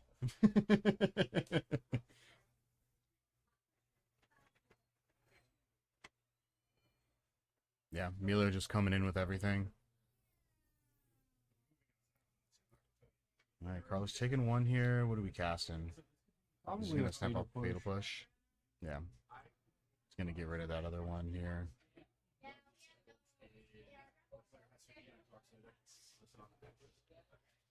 Thinking if he wants to do the attacking one or the non-attacking one. I'm gonna get rid of that attacking one. Get off some extra damage here. And then block one of these creatures. Essentially negating the attack. But then that's taking 1, 2, 3, 4, 5, 6, 7, 8. And then gaining a bunch of life, so. Yeah, which is gonna be totally fine. We take an 8 here. Yeah, Carlos gaining a bunch of life though, so that's going to be pretty solid. Emilio not with any cards in hand. Carlos still with the full grip. Carlos drawing a Thoughtseize. Not really doing too much with that. Yeah, Traxa getting in. And closing this game very quickly. Yeah, buffering that life total. Nice healthy amount there, so.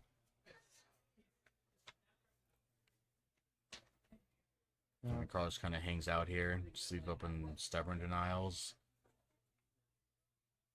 Don't really need to do too much more. It's very unfortunate for Emilio that Atraxa has a lifelink. Yeah. And there's several ways for him to combat it outside of that too. If he had lethal on board, and having the Ganjo, he could have attacked everything. Whatever creature Atraxa decides to block, he could have just Ganjo'd the blocker, so damage wouldn't have happened there, and then push through other damage. But you can't really just sit around either. Yeah. But if you're not net positiving on your attack and you're sacrificing a bunch of your board just to push a few pieces of damage that isn't going to put him lethal next turn, I think it's better to try to wait and see if you can hit the Brave the Elements or such. Because having those 2 extra creatures would have probably been a little bit better, because most of the creatures in Carlos's deck fall under either green or black. Atraxas both, so you can kind of tailor it to whatever he's got in play. Yeah. Yeah, it looks like he's just looking to play another Founding here and then a Task here. Still have a Stubborn Denial open just in case Emilio does draw that Brave. Still wouldn't be enough damage. Still not. I mean, Carlos had a healthy 17 here against an aggro deck, and it's not doing it. Yeah. Specifically, leaving on Mana Confluence too.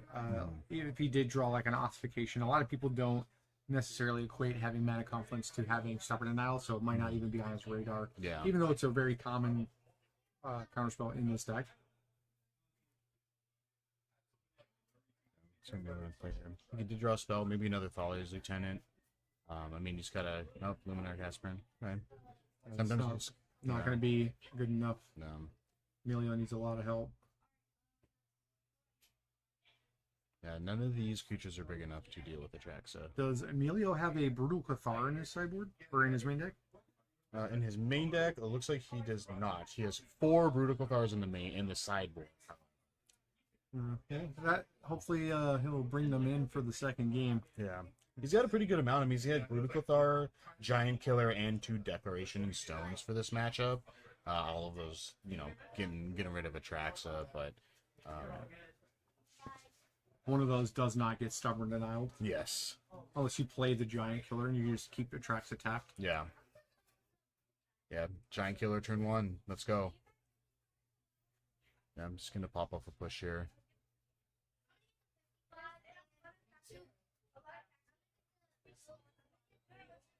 Maybe Carlos here is still worried about double Stubborn Denial is with your opponent have no cards in hand is, not Yeah, you don't not need to too leave it up at worried. that point. Yeah. Yeah, I think he's just gonna get rid of the Vanguard here. get more damage off the board. But this game is pretty much over. yeah. I mean, 14-point life swings are just absolutely huge when you're trying Actually, to play 16 because he gets a +1/+1 counter from Neoform. aggro. Oh, As if it needed. yeah, because that's better. Yeah. Yeah, he's just gonna jam here. Interesting enough, just attacking with Tassiger to send a message. Oh yeah. Spoiler alert, I don't think that he only attacked with Tassiger. Yeah. Just playing with his food. He's just gonna chump block so he doesn't die.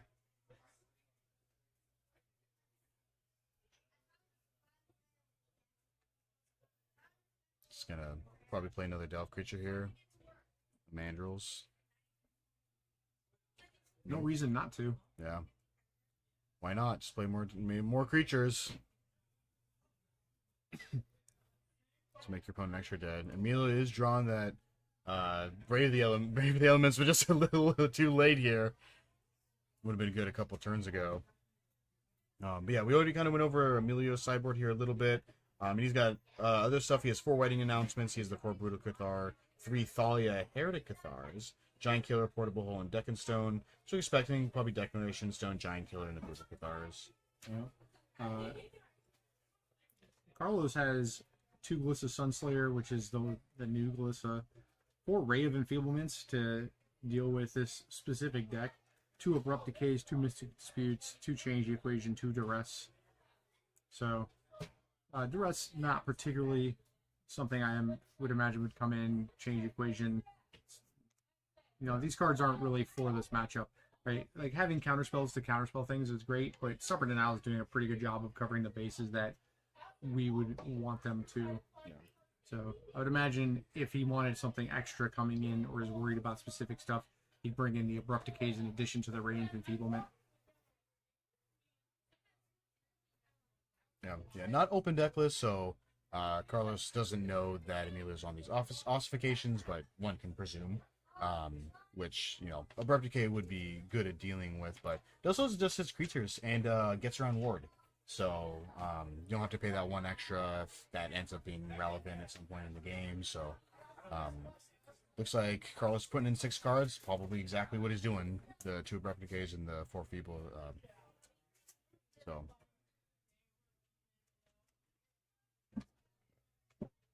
see how this next game's going to go here.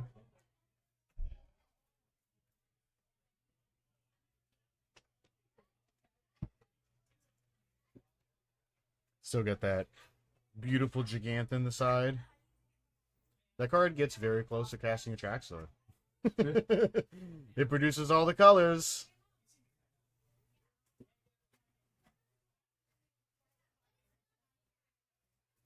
Oh, and as a good reminder here, we got jersey pre-orders coming up. They're available right now on the TCS Rockets website, tcsrockets.com. You can look snazzy, gamer, Magic player, board game, Warhammer, whatever you're feeling. They look good. So definitely check them out before I miss that. They're open until the 30th. So definitely get one. Chaz, you're looking pretty nifty here with your jersey. Yeah, I was fortunate enough to get mine early. Very comfortable. Normally I don't, wear button-up shirts, but this one is just, it feels like it's wearing me. Yeah. Well, it definitely looks good on you, so. Still doing some shuffling here. Emilio probably thinking, how do I deal with an Atraxa? Yeah, Brutal Cathar. Yeah, Brutal Cathar. Brutal Cathar or bust. Yeah. Notably, though, you have to be careful when you Brutal Cathar. If you Brutal Cathar and Atraxa, and then Carlos then Fatal pushes it, he gets an additional trigger from Atraxa. Yeah. So. Yeah, that is definitely better than 1 Atraxa trigger is 2 Atraxa triggers, so. However, the second Atraxa won't have the +1/+1 counter, so not as good. Oh, no, that's awful. Why would I even bother playing Yeah. at that point? Yeah. Just leave it under Brutal Cathar. Just Neoform into another Atraxa. Exactly. Easy game. Yeah. Ooh. Sorry, Emilio. Spoiler alert, he's playing Plains. Didn't sideboard him out. Nope.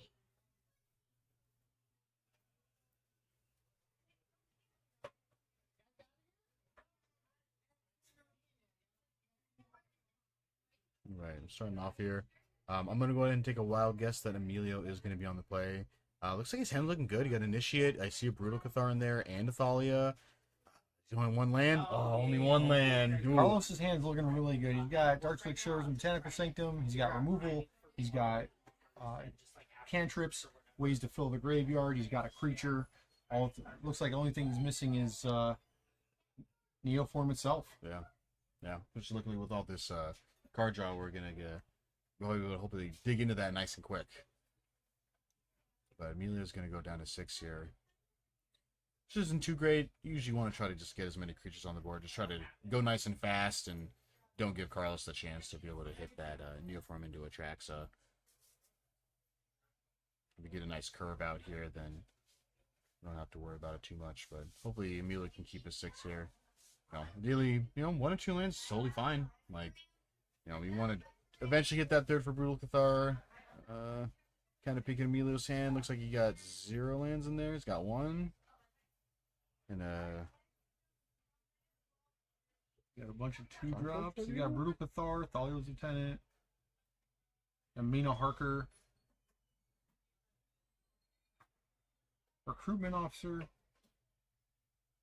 it's kind of rough. Keep 1 land here.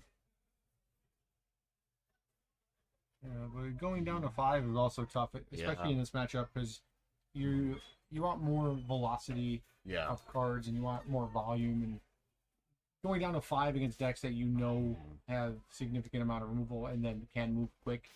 Yeah. So no good. sometimes you just have to put all your hopes and dreams in the top of your deck. Yeah. Sometimes you get there. Like, we did not. Not with that. We got a second Mina Harker. Yeah. Good card against this matchup, Yeah. but not when it's not on curve. Yeah. Does have another 1-drop, so at least he does still get to advance the board here. But definitely need to hit that 2nd and 3rd lands. I mean, sitting on Thalia plus Brutal Cathar is definitely something you want to try to get. See Otherworldly Gaze here from Carlos. Carlos finding the Neoform. Notably, Carlos casting Otherworldly Gaze other than Ray of Enfeeblement, even though Emilio missed his 2nd land drop. It shows that he feels that his hand is pretty strong. He's looking to set up more so than control the board. So he's trying to get this game over with. I was kind of thinking here, what does he want to keep? There's a push in there and a Neoform. I mean, maybe just bishing whatever that extra blue card is. I don't think it's removal. I mean, it's kind of... I mean, if Emilio goes no land, go, you just pop off both of those creatures. It's... Well, he doesn't have a 2nd black for the Fatal Push, but I do like keeping the Fatal Push and Neoform on top. If you're playing against mono white and they keep a 1-lander, the rest of their hand is just creatures or interactive spells. Yeah. So having more interaction yourself really helps facilitate it, even because he knows he has card draw. He knows he has the ability to keep playing at a bit larger area of card volume than his opponent. So he's gonna go ahead and just founding here. Yeah. Yeah, it looks like he drew Fatal Push, probably got the Neoform on top then, so he's gonna get it back in this one. Yeah, I think that's what he did. He's gonna cast this for free. He's gonna snipe off that so here. Yep. Not doing too much. Just get a Savannah lines off the board. And drew an Adeline. Yeah, I'm not hitting going a to get land there. from Emilio. Just initiate the beats. Game is over before it even started. Emilio not feeling too good. So now with a land from Carlos, he can play a creature and then Neoform it in the same turn.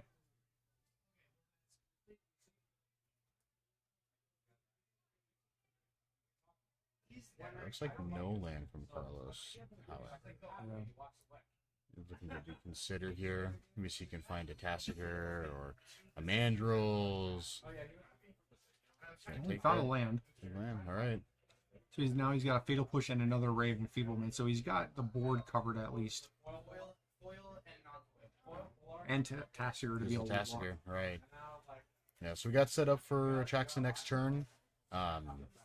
Emilio, yeah, that's not looking too good for Emilio here. Yep. I mean, sitting on 1 land, Thalia would have been nice 2 turns ago. Yep. Well, next turn, with Founding of the Third Path going to 3, he can cast Raven Enfeeblement on the creature and then still attracts into play with Yeah. Neoform. After attacking for 4, of course. Yes. Because then your 8/8 turns into a 2-turn clock rather than a 3-turn clock. Yeah. Although, with how the game's been progressing, it doesn't seem like it's going to matter much.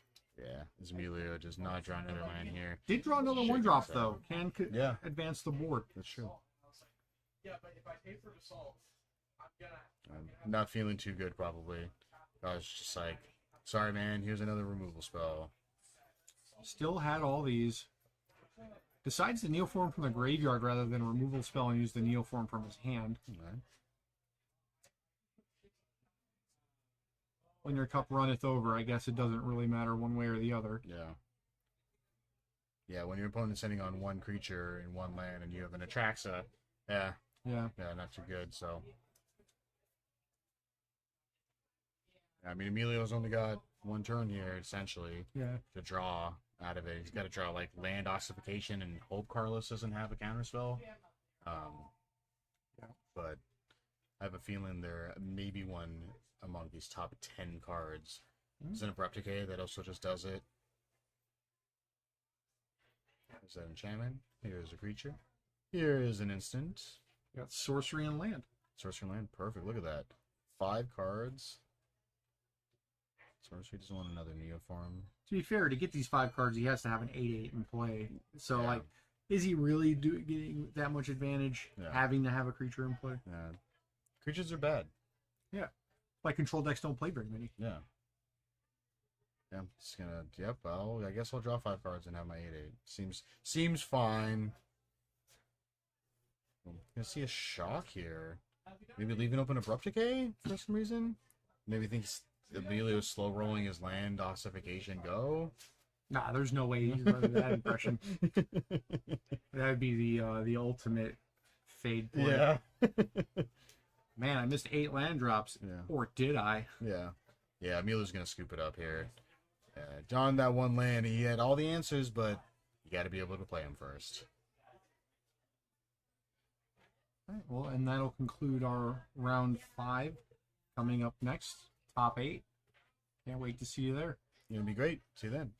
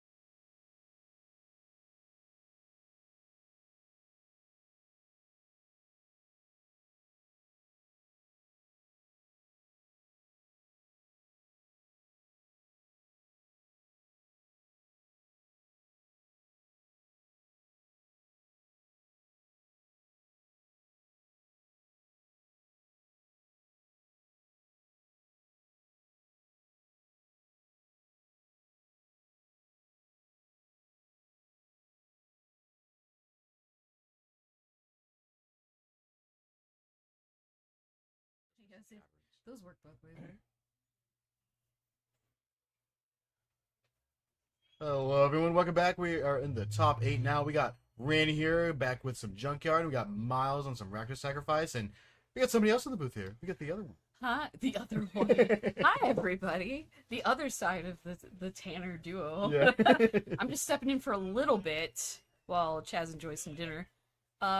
So, and if anyone was watching earlier, the only reason I'm not playing in top 8 is Randy right there. So, Yeah. Thanks, Randy. Thanks, Randy.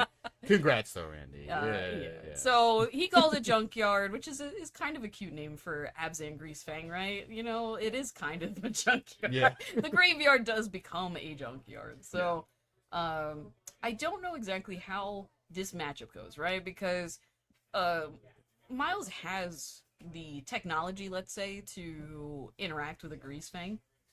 Can he do it fast enough? Because having a push isn't always exactly what you need. Yeah. Now, he has a lot of ways to trigger a push into being able to kill a Greasefang, which is pretty good. Yeah. But like cards like Claim the Firstborn, stuff like that, don't do anything in this No. matchup. They're very, very bad. Yeah. And then Randy also has, cards that you can just kind of hard cast and just ride them out, right? Like Essica's Chariot, a perfectly reasonable 4-drop to do the thing with. Yeah, it's big. I mean, it comes with some kitty cats, so Yeah. still leaving some stuff behind, even if you happen to deal with the Chariot. But Mhm. kind of got a little bit of Pika Miles' hand. Looks like I saw a Claim the Firstborn, a cat, Witch's Oven. There was the Blood Tithe Harvester, Sure. 2 lands, and then a Deadly Dispute, I think it was. So Sure. I mean, those all sound reasonable. Hmm. Not the best hand again. Oh, and I can already tell he has the combination in hand. It's just getting the Parhelion into the yard, right? I don't Yeah. see necessarily a way to do that. Is that a Traverse, Wayfinder. Wayfinder, just a Land, couple of land. land, and He's gonna he did mull in a once. Parhelion here. He's gonna keep those 3 lands Huh. so he can hit that Greasefang on 3. Maybe he'll play this Wayfinder on 2. I'm slightly surprised. I've played a lot of Greasefang, although it was Mardu Greasefang, not Abzan. Yeah. And like, I feel like having the combination already in hand is kind of ideal. And like, this feels kind of punishing, right? Because then he drew the Rafine's Informant, which would have been the perfect opportunity to put Parhelion in the yard for a literal, turn through Greasefang. I don't know if I would have given away that opportunity. All right, interesting mill here with Wayfinder. Land, Wisdom Command, stay and away. Can't stay away. I mean, Interesting. at least you have a little bit of inevitability with Can't Stay Away, right? Because you go for the Greasefang. If he does have the answer for it, you gotta do it. But Very good unfortunately, draw from Miles too. See what he drew there. The Mayhem Devil. it's one of the cards I was thinking. It is a way to start picking off Randy's creatures Yeah. once Miles has established the board state, right? Yeah. So it's Miles, fingers crossed, to have the time to do that, which, Yeah. interestingly enough, I don't think Miles' hand would have lined up very well if Randy would have kept the Parhelion Yeah. to go 1, 2, 3, just Yeah. essentially, I think. But again, when you're playing a combo deck, it can be a little tricky to just go kind of all in on immediately sticking the landing and just going, Yeah. I absolutely will play a Greasefang, and everything Yeah, I want to sure. happen will happen, and we'll get angels, and we'll go off. Yeah. Doesn't always happen that way. Yeah. It's unfortunate. I think smart play from Miles here is going to slam that Blood Tithe Harvester. Yeah. Maybe looking to play the Mayhem Devil next turn, because then he'd be able to kill the Greasefang. So it leaves him open for that. See, Randy's going to Informant. Man, that keeping that Parhelion here is looking even better and better. Yeah, it's getting a little awkward, right? Because unfortunately, one Parhelion's already on the bottom, so it's like, I mean, he does have cards like Traverse that do allow him to kind of reset where cards are in his deck Yeah. with a shuffle, Without the benefit of fetches in this format, you do feel a little sad sometimes when you mulligan, you put something on the bottom and you just know that there's no way you're getting to it because your deck doesn't have that kind of capability. Like I'm playing black red. There's very little ways for me to possibly pick up my deck and do anything. It's just whatever's on top. Yeah. No fetches for you to shuffle those cards back in. Those are going to go to the bottom, and you probably just won't see them again. Yeah. This goodbye. Yeah. I think if I had been in Randy's spot, I probably would have just put back maybe the Traverse. It seemed like he kind of had everything he needed. Yeah, it's got to be behind on it. I mean, he does not have Delirium quite yet, so he won't Yeah. be able to at least search for anything. Yeah, and Delirium only lets you get, you could get an additional Grease Fang or a land or something, but it won't let him get the thing we need right now, which is Yeah. a vehicle to crew. Yeah. And with, Miles already establishing, what, 3, 6, 7 power out here? Yeah. It's not bad. Yeah, Miles gonna borrow that. Now, Feeds Informant he for a did turn. establish it by claiming it, as it Yeah. were, but, it is what it is. Yeah, And then leaving- Witch's Oven to pick it off, make a food. Yeah. That's so much Back with the value. kitty cat. Get a Besiju from Randy here. Mm-hmm. He doesn't have a whole lot going on. Could Besage you the Witch's Oven now, Yeah, get it out of the way. while it's tapped and he can't, get any additional benefit from it. Now he doesn't know Miles' hand. He doesn't know the devil's already here, like ready to go and like that kind of stuff. Yeah, Traverse is now active though, so that definitely helps. Yeah, but if you're Randy, what are you getting? Yeah. What are you traversing for? Kind of We don't think he confusing. needs a land. Wayfinder. I mean, a Wayfinder's not bad. It does allow him to mill a couple more cards and hopefully hit the Parhelion. Yeah. He really needs to, as his window is gonna start closing quite quickly once that devil is in play, and Miles will have access to ways to start sacrificing things with Witch's Oven. He's got food, he's got treasure, he's got blood, he's got all, whatever token artifact you want to throw away. What are you feeling? He's got it. Yeah, I mean, Miles does have another Blood Tithe Harvester too, so not drawing a third land here, a little bit unfortunate, but he does still have the capability of being able to, if Randy had hit a Parhelion there, he'd still have the capability to be able to snipe it off with a Blood Type Harvester in response. So it would make him that extra blood that he still has hanging out. Yeah. Deadly Dispute, tossing a food, super easy play, right? You get your treasure, you get 2 more cards, he could very well still hit his third land. And actually, push. seems like he still missed though, right? It's Yeah, no third land here. it's like an Unlucky Witness and then Fatal Push for his draw, I think. Yeah, I think that's what he's got here. Which the treasure keeps you feeling pretty safe with a push, and even if Randy somehow pulls together a vehicle in the yard, he still has to try to get Grease Fang out and have it live, which is again now is looking quite difficult. Yeah, I mean, Randy would have to be able to just have another Grizzly Savage or Satyr Wayfinder, and then pay Grease Fang, and then hope that it sticks around. Like, it's a big ass. Yeah, right now it seems like he's just hitting more land. Yeah. Getting a little awkward. Like, there is some incentive almost to just play out the Grease Fang because he does have Can't Stay Away and things like that, right? Yeah. So it's like, how long can you wait and just play nothing? So he can Besage you the Oven. It would be a reasonable thing to do right now. Most likely Miles will probably sack, the familiar at least once to it. But it'll be gone. Yeah. But on the downside, he gives Miles the land that he would like. Yeah. Randy's gonna Can't Stay Away here. He's gonna get a Wayfinder. He's gonna do some more digging. Okay. Maybe he can hit one of those Parhelions, which Okay, he and he does. does. All right. Yeah. So next turn we got options. Miles kind of saying here, like, Miles does still have a couple options here. I mean, he's got the push. He does also still have, he has a Drew of Thoughtseize last turn as well, so he can pitch that off next turn if he thinks Randy has a Grease Fang. Yeah. I don't believe he has another Can't Stay Away in the graveyard, so he wouldn't be able to flash it back and get the Grease Fang that is currently in the graveyard. Yeah, So it's. I feel like Randy's had kind of a card behind each time where he could have made maybe a slightly different choice and left himself with more options, but again, we can see both sides of things clearly, so it's hard to say what he is, immediately considering. Yeah. Oh, See and it another does look land. like he got the third land. All right, There we go. all right, That it's a good helps. start. He's gonna start with the Thoughtseize. And- Yep, gonna take and Grease then- Fang. And that's the other problem too, right? Is if you don't play out the Grease Fang, sometimes that just happens. Yeah. Where it's like, oh, well, here's the thought, and it's just gone anyway. Yeah. Like so. Yeah, so we still got a couple. I mean, there's 2 in the yard, looks like, and Yeah, then and that was the only Can't Stay Away. Now there's usually 2 in a list. I don't know if Yeah. you have the deck list handy, but he has options because there are a handful of cards in the deck that allow him to return a creature back to his hand, or get another Can't Stay Away, get it Yeah. into play. there's Traverse Wall too. Yeah, gets Traverse Grease would also Fang. be pretty clutch. Yeah, Now gonna we get another- know that Miles as a pretty good answer to a Grease Fang. Yeah. Not too bad. And the he Grease Fang dropped off the the Grease top. Fang.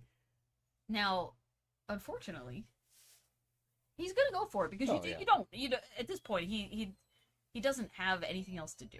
He's going to do this. Which trigger on the stack here, before we go to combat. Now you can allow the trigger to happen. Mm-hmm. I probably would have in this case. Yeah.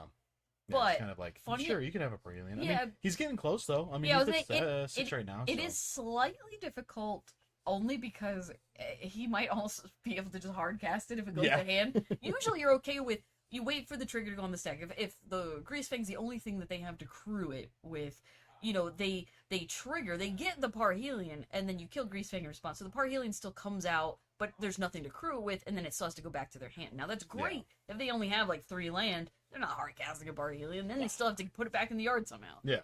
But when they're already almost at, Yeah. 7, 8, 9 mana, like, you're like, I don't really want I don't know, I want that to just be in play now. We're going to check out some graveyard here. Yeah. Triple Grease Fang in the yard, so there's only one left in there. Yeah, his odds are This much looks like higher it's now gonna- of reanimating or getting that one of those back. Oh, and this is going to be really tricky, is, Hive gets to exile something. Yeah. Yep. you're gonna have And to then, figure it out it looks like Randy's just saying, nah, I'm here. No done. thanks. Okay. All right. So we're going to go to game 2. Trying to remember Randy's sideboard from a little bit earlier. We don't have the deck list I was available saying, currently I right did- now, but I feel like I saw some of the cards.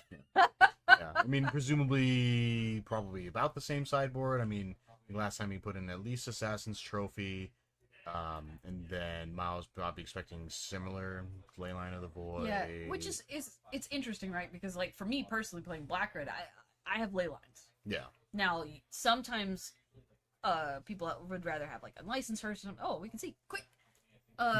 Take a peek. So he's got Cut Down, Lily of the Veil, Heroic Intervention. Oh, that's kind of fun. Duress, Abrupt Decay, Deafening Silences, Portable Holes, Soul Guide Lantern, Leyline of the Void, and Assassin's Trophy. Now, speaking of Leyline of the Void, Randy absolutely has to bring in some amount of Leyline of the Void for this matchup, Yeah, right? That's like, definitely solid. it's funny because you don't want to take away too much from your combo. That is the hard part of playing a combo deck. But with a deck like Rakdos Sacrifice, they have an incredibly hard time specifically answering enchantments. Yeah. So getting a Leyline of the Void out early means that they cannot sit there and ping you and go back and forth with cats. It just can't happen. Yeah. No cat, no Croxa if he's got it in his list. Oh yeah, you get one Croaks and Yeah, that's no it. talking Go. Numa either. Like, ooh, heck. Yeah, so there's a lot of value to having Leyline over, some other options in the deck. But I don't know. Outside of that, maybe the Portable Hole's kind of okay because Yeah. you can get rid of some of the problematic. Yeah, because you're the Blood Tithe Harvester and Well, it gets cat.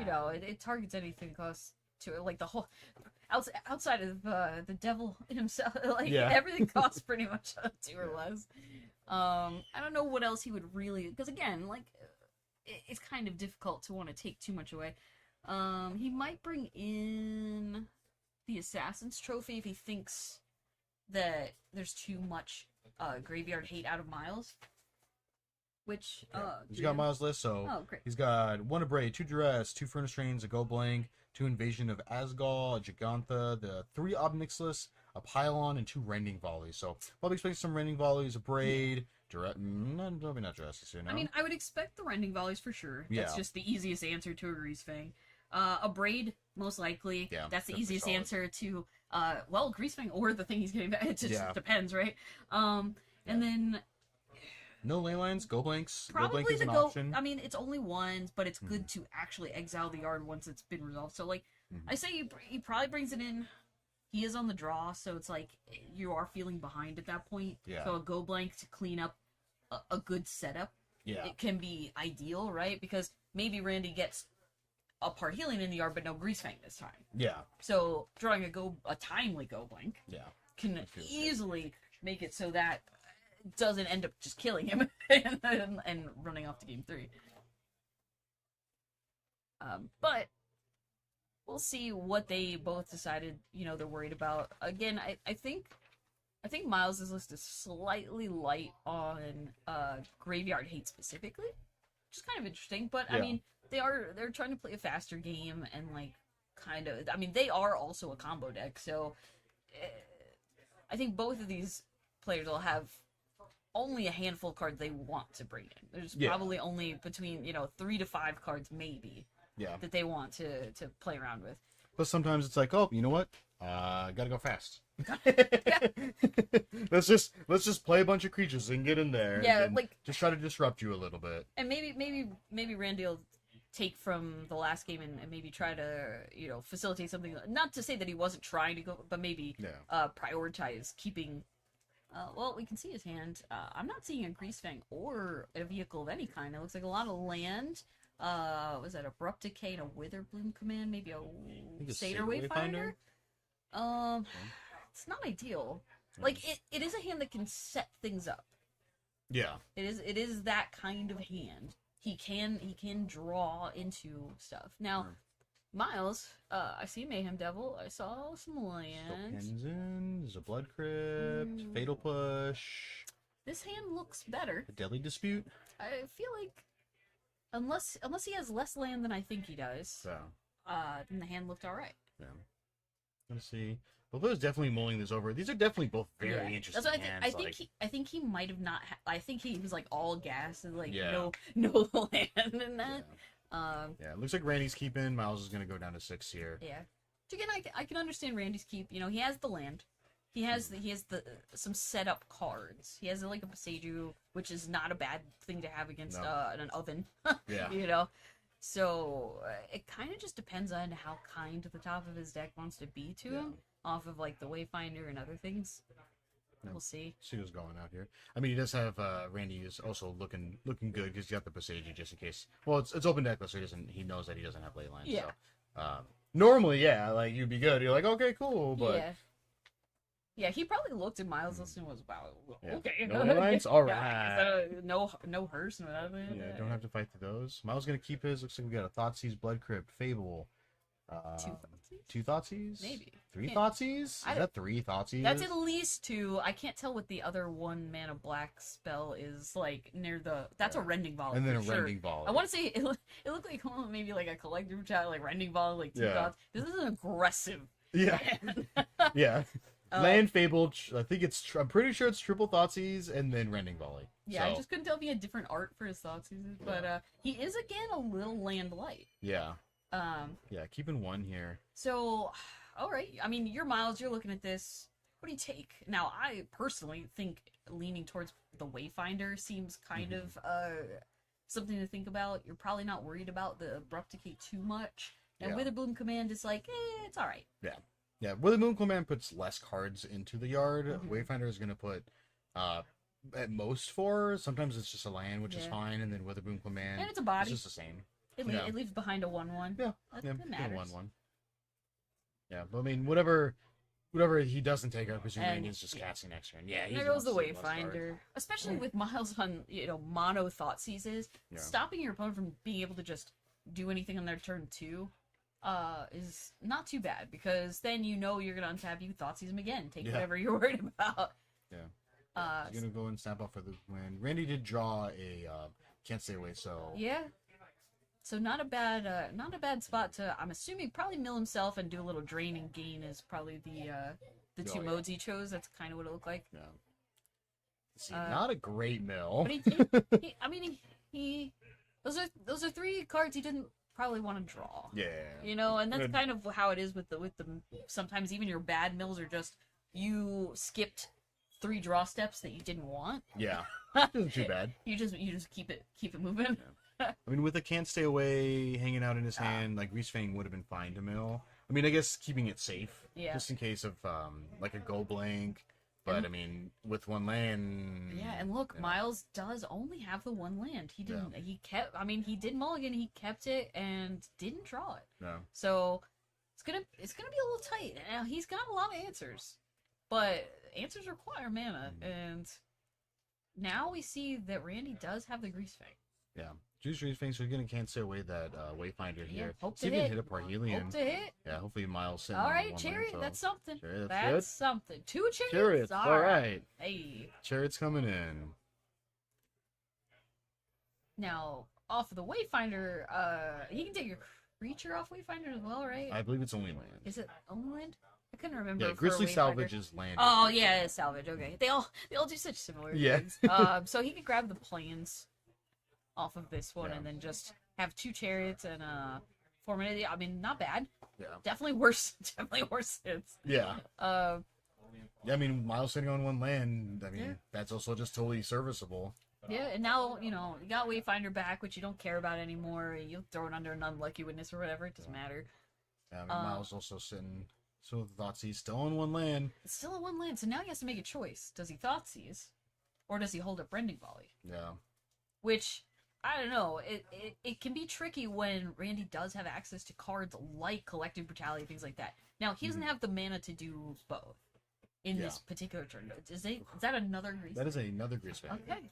All right. When in doubt, draw more Grease Fang. Yeah, I mean, look, I wouldn't be mad at it. I'd say when you have a Can't Stay Away and some other thing, like you feel like you should just do it, right? You have the secondary Grease Fang. You're feeling pretty set. Yeah. So like we know Grease Fang's gonna die. Yeah. But that's one card down. You know, it's gone. Like if Randy waits too long, it just gets Thoughtseized away or whatever else. Wow, still no second Wow, land. so maybe this is What's where the, we what's see the mana count Thoughtseize, for this like- deck? Yeah. I mean, unfortunate for Miles here too, just because you can't pop off that Thoughtseize, take that second Grease Fang, but there is still a Can't Stay Away in the graveyard. Yeah, now so. can't say wait. The flashback is 5, so he does have this 1 turn window to make a move all in a Ooh, Parhelion draws the draw is Parhelion, so alright. good. Provided he has a way to put it in the yard. Yes. Which I don't think he has currently, but it doesn't mean he can't get to one. Yeah, can double on Grease Fang. It's like, yep, gonna get that Chariot back. Which Chariot is a great example of a card that you don't mind going back to your hand afterwards. Yeah. You make your guys, you come in there, you swing, and then it goes back, and then you just cast it because it costs 4. Reasonably castable. I mean, it is legendary, so it's not like you could just stack them up, so to speak. Yeah. Hopefully Miles is going to get to hit that and hit some lands. There we go. There they are. Hey. That's what we were looking for. Unfortunately, I think he's only going to get 1 of those. Yeah. And I'm sure you'd rather have all Yeah. of them. Just jam them all out here. But Yeah, one definitely better than none, but could have been worse. still might be a little late here. It's hitting 2 lanes when your opponent's got all this stuff on board. Yeah, I mean... Any discard spell for Randy here is going to be really brutal. Like, cards like Claim the Firstborn aren't as good when you don't have the oven in play. Yeah. Like or if he was already ahead and he gets to take an angel or something like that, it's great, right? Like you could swing a game back in your favor. But right now, that's not looking good. Yeah.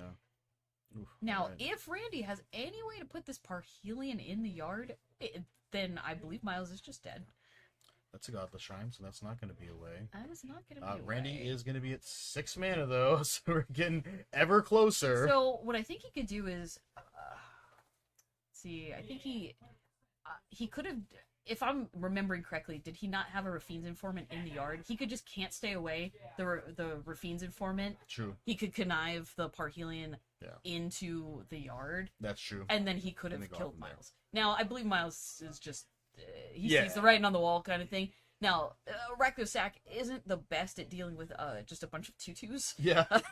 Which it is what it is, right? You know, Yeah. he got behind and he had good answers, but didn't draw the land to use them efficiently. Yeah. This it's kind of the duality. It's like, I mean, the hand very tempting, like multiple, Oh, yeah. like Thoughtseizes and answers, 1 land. Plus, you've like already seven mulled down feature. once. Plus, you already You've mulled already down mulled down once. once. You're like, if I put this back and get 5, like, what do I have Yeah. after that? It's like, do I have enough to deal with this? So, Oh. these are top 8 here. Yes. Yeah. Yes. Yes.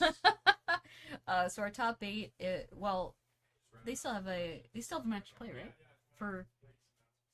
Because that was they're going into game 3. For a second, Yes. I thought we were getting the top 8. Oh, Because I was like, wait, I remember them being 1-1 Yes. here. Yes, 1-1. Yeah, this is the quarterfinals of the Great. top 8. Yes. We still get more We magic do today. get more magic. Yeah, I am super curious how the rest of the matches are going right now, because it's a fairly diverse top 8 Yeah. overall. Yeah, I don't know if you peeked at Randy's list a little bit earlier, but I don't know if you could see that little number at the bottom of Randy's list over on Miles' side, but he was playing 62 cards. So he's playing those sweet two flex spots. Think that's I think it is a typo, but I do think he's at 61 specifically. I wouldn't be surprised. I don't know. I mean, what- sometimes you get lost in the sauce, and it's difficult to come back from. It's a handful of stuff. A handful of hopes and dreams and party aliens. That's what it is. And again, I can understand these players maybe choosing differently depending on, being on the play versus being on the draw. Like, if I'm running like, if I didn't have the ley lines in before, I definitely have them in now. Yeah. Because some of it just comes out how fast can you go? Yeah. When you're playing Greasefang and you're on the draw, you already feel so far behind. Yeah. You're like, oh my god, like I'm gonna be here for 20 years trying Yeah. to get a Greasefang and a party. It's all all of these answers Yeah. and more. I don't like this at all. You're like, no, it's giving them time to establish again. He could get a food out, and then he has something that's it's just too much. It's too Start much. catting me all the time. But on the play, you're like, I can't lose. Yeah. Speaking of the duality of Yeah. Yeah, I think Randy probably just check in, see if there's anything he wants to switch out. Yeah, since he's gonna always be on the good to draw look. here. Well, it's good to remind yourself what you did, what you Yeah. didn't do. Yeah. You're like, you know what? These Besages still good. Yeah. That's why you put it So in the main. Yep. Yeah, definitely solid here. See if Randy's trying to pick up something extra. Looks like he might be I mean, thinking about putting those ley lines in now. he may have only. It'd be interesting. I think he has 2 in his list. Maybe he only brought in 1, which it's a little tricky. I feel like if you want it, you definitely just want both. Yeah. But especially in a deck like this where you could just dumpster a lot of cards that don't do Yeah. anything. Yeah. You have a lot of ways to put them. Oh, so we do have it. What is it? Yeah, he has 2. Yeah. So, Side. but it And a looked Soul like there Guide was only Lantern. 1 there. Yeah, which, I like Soul Guide Lantern. Yeah, It's a good I'm a big card. fan of that card. Yeah, snipe something when it comes in, Mm-hmm. and sometimes you're like, I really need to draw a card, and it also does that. Yeah. So If it's not doing anything for you at the time, you just use it, yeah, draw a Like, card, it's fine. move on with your day. Yeah, don't need that on the board anymore. And it can be a little tricky for a card. So like Leyline's great, right? Because no matter what Miles does, it's an enchantment, it's in play. There's very little option on his side, playing black red specifically, to interact with it at any point. Yeah. But for a card like Soul Guide Lantern, that can be tricky because he can manipulate his graveyard in response a lot of the time to, say, if he already has a cat in the graveyard and Randy tries to snipe it, in response he can sack a food, get it back out, and not allow him to do what he wants to do with it. Yeah. And then with cards like a Braid and things like that, he could just, get rid of it in some way. So I only prefer cards like Leyline in this matchup because of reasons like that, even though if you don't have it in your opener, it feels bad. Yeah, feels bad paying 4 mana for that. 4 mana. It's usually a little late, but You're already sometimes it's behind. fine. Sometimes it's what you need to do, but Yeah. Sometimes you have both in your opener and you're like, Yeah. okay, Yeah. I don't know what that's. we're doing this. So Miles having the opposite problem here. It looks like all lands and a go blank and an oven. Well, you know what? Gonna ship it here. I don't think that's quite enough. I think if maybe one of those land would have been anything else, Yeah, then a definite consideration. But definite solid. and then, well, he's got what looks to be Essica's Chariot, Sky Sovereign, Greasefang, Abrupticate, and a couple land. Is that a Rafine's Informant as well? Yeah, Rafine's Informant, and I think he has a Traverse Ovenwald. So, I mean, he's got a Seiju and a Traverse to get the White Swords for Oh. that, but that's kind of deep. The here. only tricky thing is because Miles being on the play, if he goes turn 1 Thoughtseize and sees the line of taking the Traverse, Yeah. it can be it can be Brutal. tricky. Look, you probably still keep it because this hand is quick. Yeah. It's a fast hand, and Yeah. it's slightly recursive. You can still make things happen if you just will he there's see a it? good one. This is Yeah, so this some is here, goodies in here in here. action. He's gonna see the one land now. I respect Miles. You know, he's in top 8. He Yeah. probably sees the line. Yeah. There's always an argument for taking Grease Fang just because it's Yeah. just gone. It's one Yeah. Grease Fang in the yard. But to take your opponent off of a land is Yeah. You can cast any is spell. nice. Now the only difference is is that Randy could just naturally draw 2 land. Yeah.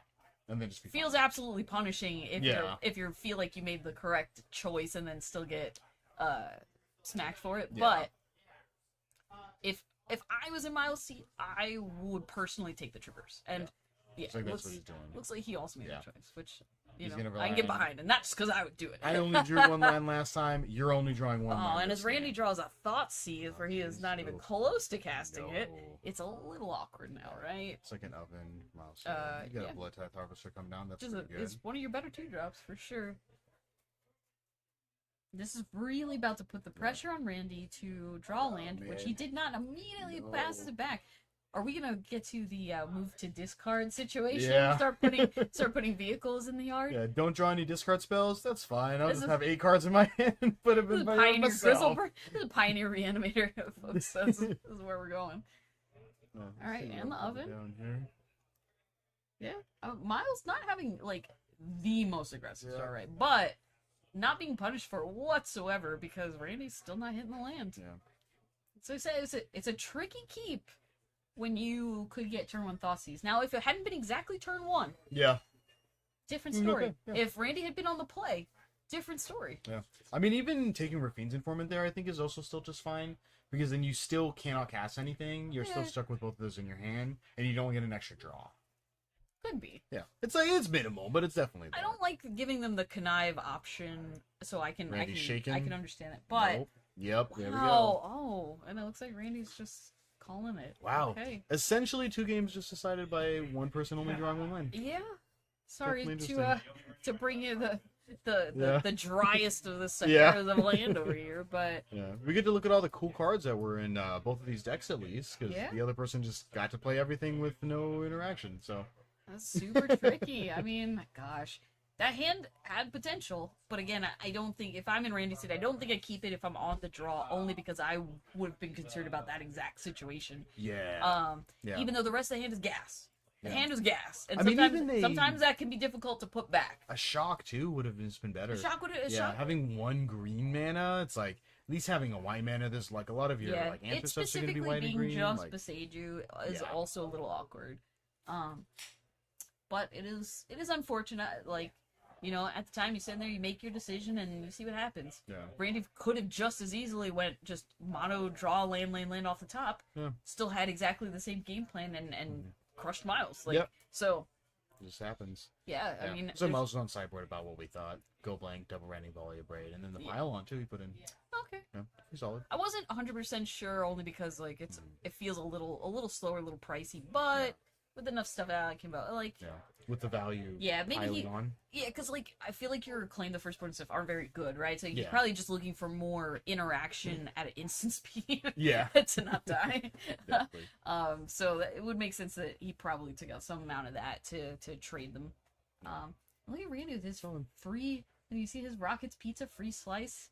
Where's that? Ooh, Where's man, that from? That's perfect. I Yeah, don't that's know. weird. He's gonna Oh, go cool. claim that free slice after Yeah. all this. After all that, yeah, treat yourself. to some I could pizza. also use a slice of pizza, right? Yeah. Well, let's do that. Um, Oh, good reminder here. We got the $2,000 CDH tournament, the Fishbowl #2 coming up on July 9th. Dose, the Dose. sequel. But yeah, I mean, it's coming up so fast. I keep thinking, oh, it's in like 2 months. It's in July. It's in like the first week of July. Yeah. But It's yeah, like a week from now. you can still pre-register. Get out of here. You can still pre-register. I mean, $2,000 CEDH tournament. Mm-hmm. You know, have fun, bring some friends. Hopefully, not play against them till the finals. Yeah. as you do. But yeah, it should be a blast. We definitely expect it to sell out because Yeah. I believe it did last time. So, you know, if you have some friends or want to make some friends, Yeah. go on Come on down. in. You know. I'll definitely Sign be here. We'll be Yeah. doing some commentary for that too. I may or so may not that's stop what by. I do not play Commander, but I would be happy to do the color commentary about everything I don't know. You're like, Zach, what's that card? I'm like, I don't know. I Is just there a commander symbol on that? I have no clue. I was like, sure. That seems like a powerful thing to do. We'll find out. And if you haven't already, I mean, you should. But if you haven't already, I hope that you're following us on, Twitch right now, but also our YouTube channel. A lot of these videos, after our big events go up there. But also when we hit 1,000 followers, I believe we're looking to do a fancy stream giveaway situation. Giveaway. Which details incoming once we get closer. That should be cool. But you're only going to be in it if you're following. So if you're already doing that, cool. You're ahead of the pack. Yeah. You win it.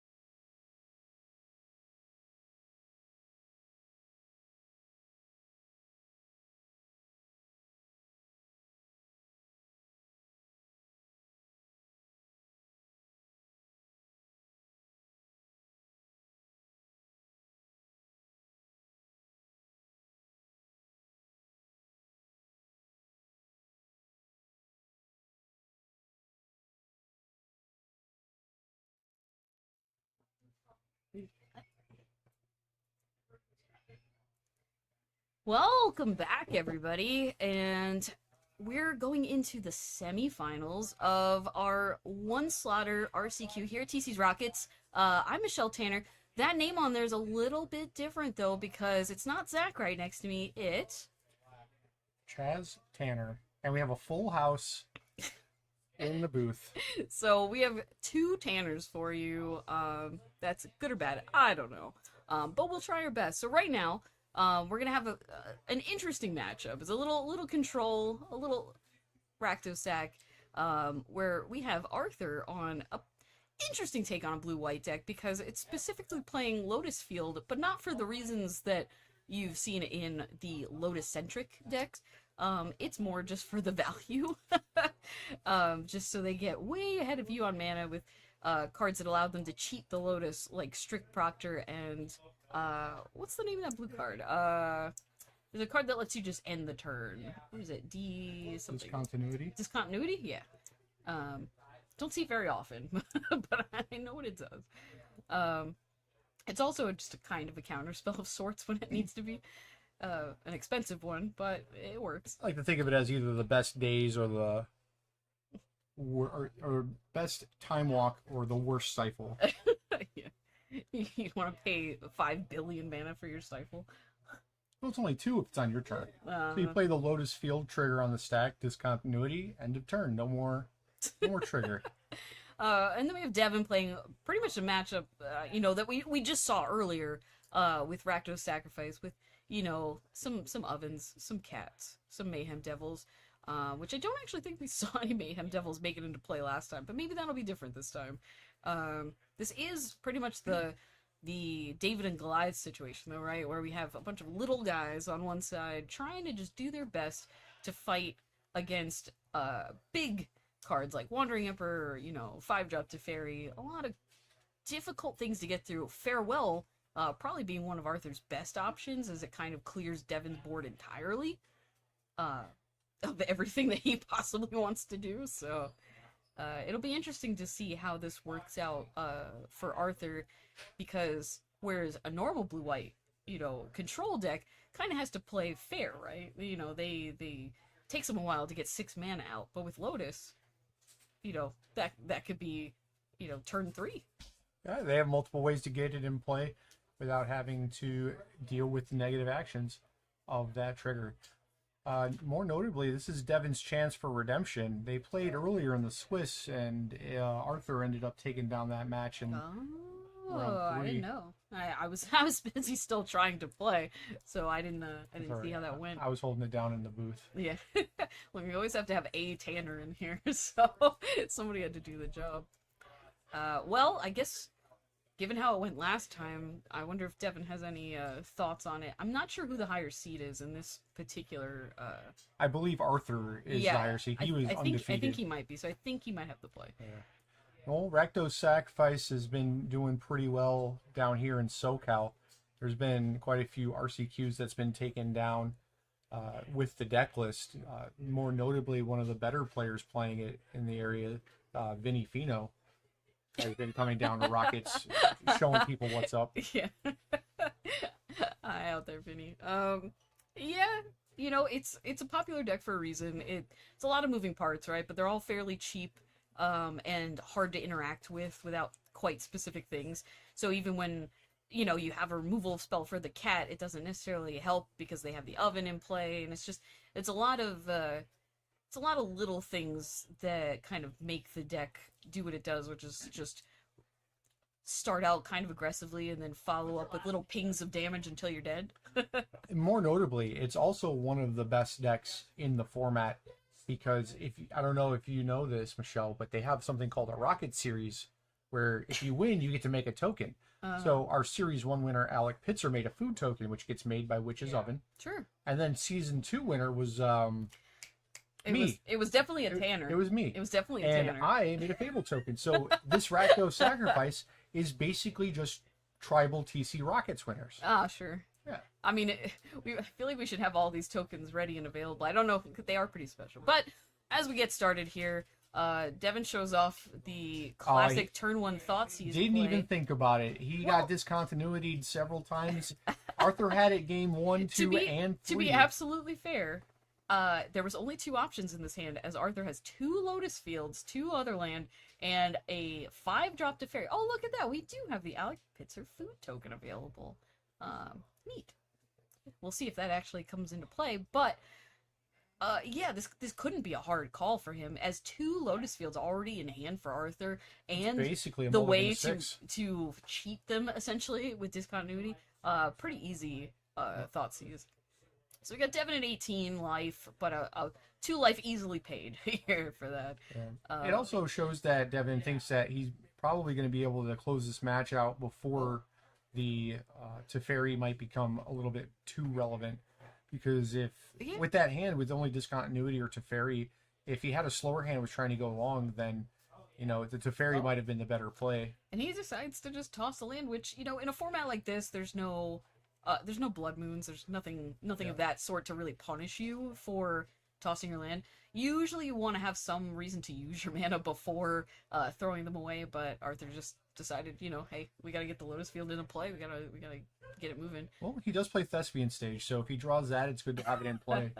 The problem, I think, here, though, is the fact that he has the second Lotus Field, but you can't really play the second one easily without... He just did. Oh. But he did draw. He drew the discontinuity, and everything's coming up, Arthur, because he's gonna need it to. Because Devin has established quite a board state here with 2 ovens and the Blood Tithe Harvester already swinging in.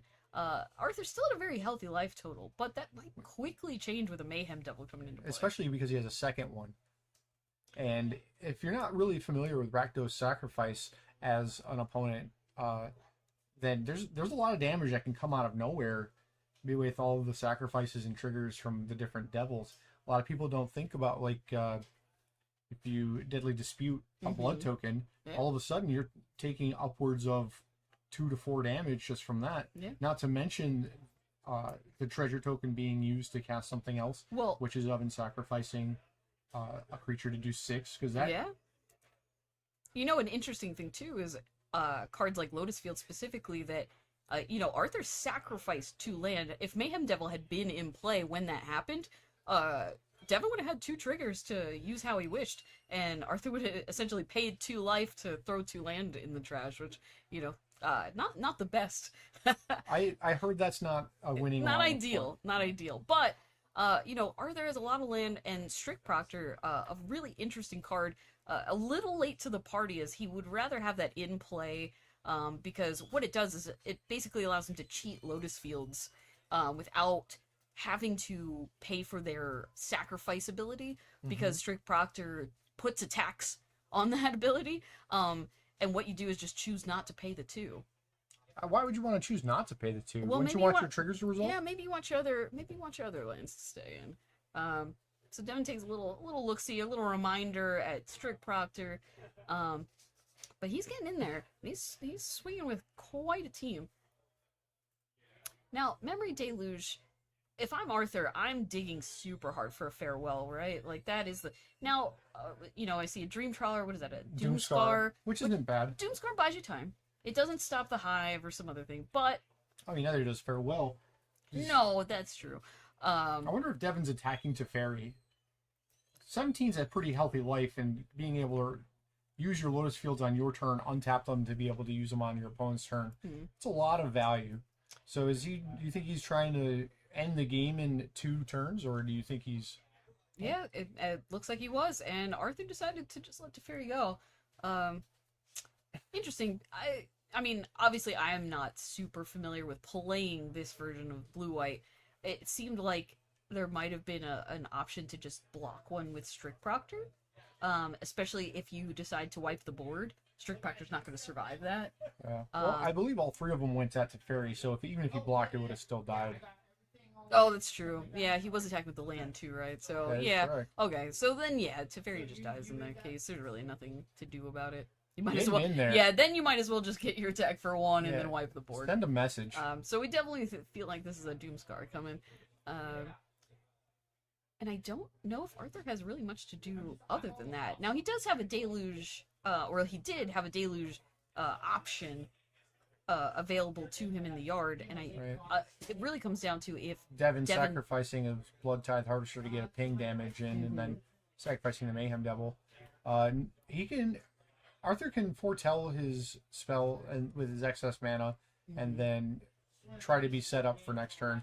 Yeah, Devin's got 2 cards in his hand. Yeah. One of them was Mayhem Devil, so he's able to play the Mayhem Devil, give it haste. Is that a Claim the Firstborn? I It think he is. drew. So But it looks like he is going for that Memory Deluge. yeah, what you expect was going to be just quickly eaten. It's really the only good card to target with Hive here. And Arthur goes down to, well, I'm not 100% sure. Life Toll's a little tricky in this situation, but it looks like 12. Now, Dream Trawler, super good in this matchup because Rakdos doesn't, or Sacrifice specifically, doesn't have a lot of answers to what a 3/5 flying lifelink that can be bigger and technically hexproof. It's what discard. Discard a card, tap it, becomes hexproof. Which I believe Arthur has exactly 1 card left. Not if this Thoughtseize resolves. Unless it's a land. He could do it in response, if it is a land. Let's go. So Devin pays 2 life to see Gains Arthur have nothing in hand. And yeah, this is where Claim the Firstborn, it doesn't really do anything here. Now Mayhem Devil is fine. It's a 3/3, and it does some stuff. But with Arthur at we believe 12, he's not really in any danger of dying to just a simple blood sacrifice. Or a food sacrifice. These are pings of damage for sure, but yeah. Well, with Arthur about to have 3 Lotus Fields in play. Yeah, when that Thespian stage just waiting to turn into a Lotus Field, he's got plenty of mana to do whatever he wants. It's more just drawing something to do with it, right? Yeah. Then he's gonna untap, draw, give Dream Trawler +1/+0, attack, draw again, give another +1/+0. All of a sudden he's gaining 5, drawing 2 cards a turn. It's hard to erase that with Rakdos Sacrifice when you don't have a way to prevent either the life gain or the 5 damage. Yeah. Yeah, like Devin has, a little bit of extra damage in play with Then here's his 2 land. more damage. Oh, so here we go. We get to foretell, was it Scry 2 and then draw 2? That is correct. So with Dream Trawler in play. Drawing Finale and then the Wandering Emperor. Oh, Wandering Emperor is a great draw. It basically does everything you want it to in this He's matchup. going to draw, hit him for 7, gain 7. I mean, it's a lot. Very short clock. It's really not giving Devin much time to try to put something together. And then Arthur has discontinuity from the draw from Dream Trawler, so he's going to untap. In your upkeep, end your turn. And then that's all she wrote for this game. Yeah, I mean, Devin can try to do something in response here, but a blood, to draw a card, Deal of damage. Like, He's got 2 food token to go up to. yeah, he probably But- just wanted to take a look at what his next card was, just to see it, just to know it wouldn't have done anything. But I mean, that's just a lot of life gain to try to climb through. Yeah, especially when you don't have a lot of resources. I mean, you're looking at, 12, 13, 14 mana on Arthur's side versus, 4 or 5 Look at land Devin, on... still having a good time. Yeah, Devin, he's just happy to be here. He's happy to be doing pretty good today. And no matter what, you make top 8, you walk away with some money, you feel all right about your day, Yep. It's not too shabby.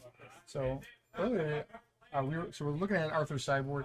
Arthur's got Rest in Peace, 2 lanterns he brought in earlier when he played in the Swiss. He brought in the other Dream Trawler. Not really too much else you really want. You just want a graveyard interaction. You want the creatures. Yeah. Devin brought in his Obnixilis, the adversary. Yeah, Make it's definitely... devils, I mean, attacks the hand. Planeswalkers, you already know. Farewell does a really good job at wiping everything else away, but Planeswalkers specifically, once they stick... Not a mode. It's a little different. And Obnixilis, right? A great card because, A, it allows them to have another sacrifice outlet, per se. Gives them tokens to sacrifice that do extra ping damage. But also, it gives you 2 Obnixilis.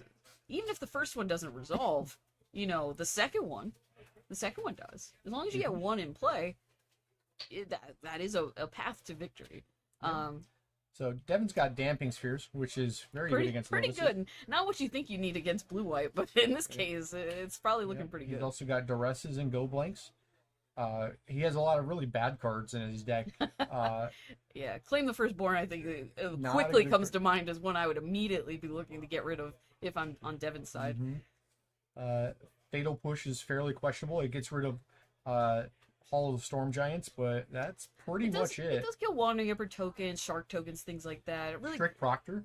It does kill Strict Proctor. But- I'd say if you have removal spells, I'm speaking purely from playing black-red mid-range, but like usually Fatal Push against blue-white is like still the okay-ish one to keep in. It's your heavier removal spells that you tend to take out because they don't do anything. But like Fatal Push randomly just kind of kills like most of the things in their deck still, so it's like the last one you tend to cut. But yeah, I imagine some amount of Claim the Firstborns and some of the slower aspects of the deck get trimmed to bring in a little more ways to deal with the Lotus setup. Because I think in Devin's case, he really needs time. And time that he would normally get against a regular blue-white deck, but it's being stripped from him by just having to deal with Lotus Field, essentially just pushing Arthur from 0 to 100 like right away. Yeah, more notably, when you're Fatal Pushing the Strict Proctor with Lotus Field, you need to really like kill it on site, because once you give him the opportunity to Then on the play, stack. it doesn't work like that. You wish it did. Yeah, that ATB comes in, Strict Proctor just happens. You can't respond to a the land drop. the land is a land, yo. That's what it does. But yeah, so we'll see if we can kind of. I already see Devin with all the Claim the Firstborns out, which that's step one, right? You just cut some of the dead weight. And then for Arthur's side, did we take a look at what he could possibly be bringing in this matchup? I know you have his deck list there, or actually they're on screen already. You could probably take a quick. Oh, never mind, because you know what? I can't read Devin's handwriting. You mean you can't read all the scribbles? Yeah. But all right. when he looks at the sideboard, he's gonna make some decisions. Yeah. Maybe some amount of the Dovin's vetoes come in on Arthur's side. It's not bad. Well, more of the impactful cards in Devin's deck are the creatures. So, I mean, the Rest in Peace, absolutely, though, right? Like that's gotta be gotta Right. be one he's like absolutely thinking about. Yeah. We know from earlier that he brings in the Lanterns, he brings in the Rest in Peace, he brings in the other Dream Trawler. Sure. He might want March just because it interacts with Witch's Oven once it resolves. Yeah. I would imagine he doesn't want Aether Gust. I feel like that's not really doing a whole lot in this matchup. If this was somehow a green-red sacrifice deck, sure. But in this case, I don't think it hits enough things for you to be worried about it. You have enough board wipe stuff, right? It's not so much the individual creatures you're scared of, it's the overall board state. And you just kind of have to start picking apart what Devin can do. I think Devin gets a pretty finite window immediately of like setting up a couple turns and then eventually knowing that he's got to kind of pick Arthur off with just the last little bix of damage through some amount of Ramnap Ruins doing 2, or pings off of Mayhem Devil or Obnixilis. These are all good examples of a way to clean up the game afterwards. So getting all your damage out, really like making as big a hit early in the first couple turns you can, I think is where you have to be. I just hope it's enough. Devin's deck is definitely very good at putting pressure on the opponent. It has the capabilities of shutting out games very quickly. Yeah. And it makes it even better when Arthur doesn't get the Lotus Field into play cheated quickly.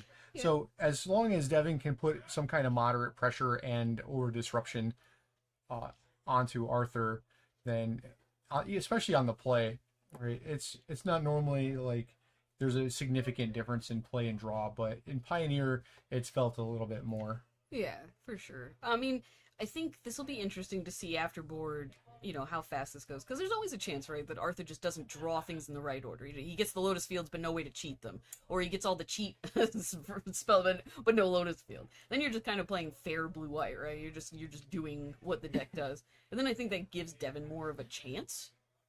And Devin, in this game gets to be on the play. Gets to start out, maybe with a, turn one cat, turn one oven, or maybe just a turn one Thoughtseize, which sometimes is just good enough. So we'll see where it goes. Yeah. So I think he has the technology. It's really just going to come down to how their hands kind of line up in this matchup. And yeah, apparently Arthur's friends, please stop texting him. His battery's draining. That is the special service announcement we have for today. But it's great that you guys are watching. I'm sure he'll be super stoked, no matter how this goes. And also Arthur's deck, man, his lands are nice. You see those Lotus Fields? Those are pretty. I've seen better. Wow. Have you seen Vinny Fino's lands? They're beautiful. They're not even in English. None of his cards are. He doesn't know the languages. He just knows that they're not in English. He just knows that they're nice. Oh, and Arthur makes a sad face. Did they tell? Really, you're gonna put that on him before a big matchup in top? Hey, That's look, mean. if you can't handle He didn't the mean it. stress, He didn't mean it. I meant it. If you can't handle the stress of a top 4 of a RCQ one slaughter, then Not the RCQ one slaughter. But here at TC's Rockets, where we're playing some of the best decks, some of the more fun matchups, and yeah, I mean a lot of good Magic to be had for the rest of the day. Okay. Not exactly sure what happened Devin there. decided he wanted him to have those 2 cards on top. Devin said those cards are not good, so he wants them in his hand. Sure. I don't know how accurate that is, but it's probably 2 discontinuity. It looks like he kind of just knocked them off, and then because Strict Proctor because and no one Doomscar. saw them, we're just adding 5 cards to it and saying that's his hand. It was Strict Proctor and Doomscar. Well, the turn one Thoughtseize, I guess we'll all see, right? Yeah, look at And he's got discontinuity, so he's got the the goods. His lands are beautiful. Come on. But yeah, they're all right. so here's the thing, though, right? That Wandering Emperor's gas. Yeah. See, The Lotus Fields are okay. They're foil though, so You're- minus You're points. such a hater. Now, if you're Devin, what are you trying to take here? It depends, right? We don't really know the context of Devin's hands. I know he has a Damping Sphere, Mm-hmm. so I think he wants to take one of the lands. But since he can't, I'm pretty sure he's going to take discontinuity. If we think that Devin might have a fatal push or something like that, then you Yeah. absolutely leave Strict Proctor because at least you can kill it. You're taking the discontinuity. You're taking the Strict Proctor most likely, right? Like Right. you Doomscar, is going to happen eventually. What are you going to do about that? And then Wandering Emperor, Honestly, it You probably could- could have been Wandering Emperor, I was knowing that thinking we have it could the have been. Damping Sphere. it could have been, We also have a lot of threats too. So I actually like putting down but a he does threat have another. right now. He does have another Thoughtseize, so the thought could be. Oh, never mind. I was going to say the thought could be play the Damping Sphere now, and the next turn Thoughtseize and do something else, right? I like playing the 3/2, the Blood Tithe Harvester, because then next turn we can then attack for 3, Damping Sphere and Thoughtseize. Rather now, what we can do next turn is play either Damping Sphere or Blood Tithe Harvester. Well, But if we play the Blood Tithe Harvester, then we get to have a blood token to discard. it gets a little awkward now because Den of the Bugbear Den of the should be Bugbear comes in untapped? tapped. No, It's his It- third it's his land, third. right? Yeah, it comes in tapped. Yes, that is how that works. Oh, magic at its finest. These particular creature lands are unfriendly in that they need to be one of your first 2 or they come in tapped. So they're not like the lands from Shadows over Well, I mean, you have the option for them to come in untapped at some point. He just needed to have it earlier.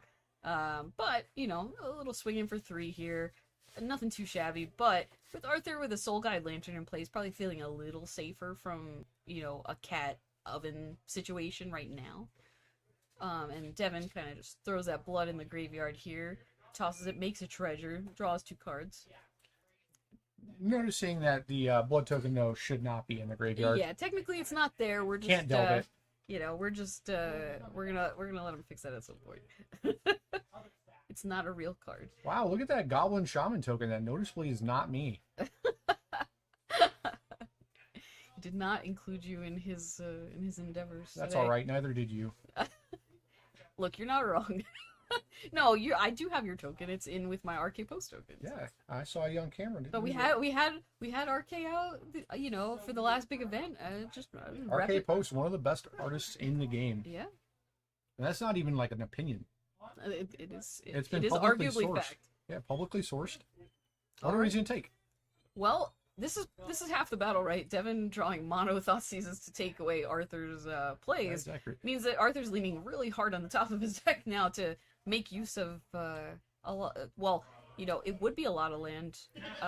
What's funny would is be a lot of mana. he's incentivized to play the Lotus Field because it is essentially making a land drop, right? Yeah. And then he doesn't know that Devin has a Damping Sphere in his hand, so he wouldn't have a way to interact with it. Yeah. And then that would actually double Stone Rain him and make his land only tap for a color. Yeah, it would be slightly awkward if he does go for that. And Devin's just gonna start lighting him up. For 7. Activate Den, make a token. I mean, this is definitely Go down to 10. a doom-scarable situation, right? Well, unfortunately, Doomscar is a sorcery, so it won't be able to get rid of the Den of the Bugbear. Yeah, I mean, you gotta start clearing away some of the creatures, right? Now, Arthur's not.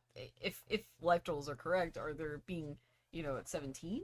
I don't remember He was him at gaining. 17, going down to 10. Yeah, I don't remember him gaining life, so I think he's at okay. Yeah, it's like when you're already that low, you gotta start making some choices. He's got a Teferi, you got a what else has he got? Oh. He's got the and Proctor. he flipped the Doomscar, foretold, as now as going down to apparently as 8. I foretold, and then Strict Proctor, not ideal, but it could block a 1/1. Did you know that Devin could claim the Firstborn a Strict Proctor? I mean, that assumes that he left them in. Oh, he didn't, but he could if he did. He could, but I can see a reason to not. There's a lot of situations that it would not be ideal. A significant amount of situations to be precise. But right now, it looks like he's just kind of thinking, do I want to get this Damping Sphere in play? Or Right. Harvester, now is probably the better time to get it in play, right? Because play Harvester, You play could- Damping Sphere, just pass the turn. yeah, he's got to pay 2 life for that blood token, or 2 mana for that blood token, though. If he wants it. He could Yeah. he could choose not to. Yeah. I I mean- think now it might be better just to use the treasure to activate the Den, get in there for 3. He gets the Den of the Bugbear damage through because he blocks the token. He Because it's a could. free block. Yeah, he could. He might also just be incentivized to get the Damping Sphere and knowing that he doesn't have a way to kill Strict Proctor right now, and he does know he has the Lotus Fields. That's true. He doesn't know what the other card in his hand is. Putting him down to 5 means that next turn, if he plays the the Lotus, then he still has a lethal attack on board. But he did. He went closer to the line you were thinking, where he just wants to get in the damage, which I think both have some Did he merit. not block the Goblin token? Huh. Because Devin put his life down to 5, which means that he'd only have taken 3. The Goblin Also, the token's Goblin still there. would be dead. That's accurate. I mean, maybe he was worried about something getting pinged. I'm not 100% sure why he wouldn't have blocked it, but maybe Yeah. we'll find out. Yeah, we'll get some clarification on that because one of those things. Oh, Okay. he did block. He did block. Okay. Okay. It was more just he left it there kind of situation. Which when you're playing fast, you just got to be a little careful leaving actual bodies out. Yeah. That body needed to go to the yard. But now notice it more notably, if Arthur doesn't have interaction for these and Devin makes this attack with Den of the Bugbear, he's got to throw the Proctor in front of one of the 3/2s. Mm-hmm. But Devin going for a Damping Sphere instead. Yeah, which if he has an answer to it, he's gonna do it. Which I'm not sure if he does. I think he actually is just trying to. His Jawari's scry- Disruption. Is that what it is? Yeah. Oh, because it looked like the. He's got a hollow, irrigated farmland I mean, and a Jawari's I Disruption. was gonna say disruption wouldn't do anything in this case. Yeah. So So this now he can play this the is just Mayhem a Devil. cycle. This is a cycle to draw and then sure. Yep. Putting him down to 2 if he doesn't block. Yeah. Then he plays Mayhem Devil, hope that he doesn't have a farewell, and Yeah, which he was definitely concerned and blocked with the Strict Proctor because he didn't want to put himself so low. he draws a Doomscar. Instantly punish him. I mean, it was a good block. Yeah. But unfortunately, that Den of the Bugbear is still going to be putting a lot of pressure onto Arthur. Yeah, and it's a little awkward, right? Because with Damping Sphere in play, he's just got to pay the iron price here. He doesn't have Lotus Field mana. Surprised that he decided to tap all of his colored sources instead of his Lotus Field and his Thespian stage, considering they only produce colorless. Yeah, that is fair. So he's going to get to untap 2 lands anyways, but we'll see. He doesn't have anything in his hand, but he could represent a little bit more. Yeah, so he might have just been considering he was untapping 2 things, and I do agree he probably could have tapped that a little bit differently, but not too differently. He still needed the 2 white, so yeah. And now he's taking 4, putting him down to 1. So now he's got to deal with a token on board and the goblin. So yeah, funny he's enough, looking for probably. Well, the Dream Trawler is going to be good to deal with. Yeah, the Dream Trawler sounds ideal. The Bugbear. But he's probably got to minus on the Teferi. You mean minus the token? Minus the Teferi onto the token or onto the Damping Sphere. Yeah. Depending on what he draws. Yeah, I mean, being at 1, you feel very unsafe. So because like any interaction from Devin on the Dream Trawler means that he just loses this game. Mm-hmm. I can definitely see just getting rid of the token. He has Ottawara in his hand, so he could get rid of the token and let Devin activate Den of the Bugbear, Ottawara the Den. The only problem with minusing Teferi, right, is that you don't get to untap your lands, which if that's a concern for him. Yeah, I mean, it's definitely better when you get to optimize Teferi, but if it comes between losing the game or not getting to untap 2 lands, I'm going to have to definitely choose not untapping 2 lands. Yeah, I mean, with so many cards in hand, he probably feels pretty safe to just get the Dream Trawler out, though, because it's like, Devin has a card in hand, what's he going to do? Alright, well, he's getting rid of the Damping Sphere. That lets him cast multiple things. That does change this a little bit, because he just has access to more mana. Yeah. And then if he does have a way to actually counter the Damping Sphere, then I'm sure he'd be happy to do that. I don't think he does, though. I don't think anything in his hand actually counters it. He just wanted to make use of his lands. Yep. So Devin has a Witch's Oven. Well, a Witch's Oven in certain situations would have been good. It's actually good now because now he can activate Den of the Bugbear, attack whatever he blocks with Dream Trawler. He can just sack the Witch's Oven for lethal. Oh, that's true. He has exactly enough. He has a little extra. This really came down to gosh. Now in this particular case, it actually didn't matter what if he would have bounced the token or not. It didn't actually change. What he needed was a counter spell. He needed a real way to interact that he did not have, or just a removal spell would have also been acceptable, right? But gosh, yeah. That's tricky.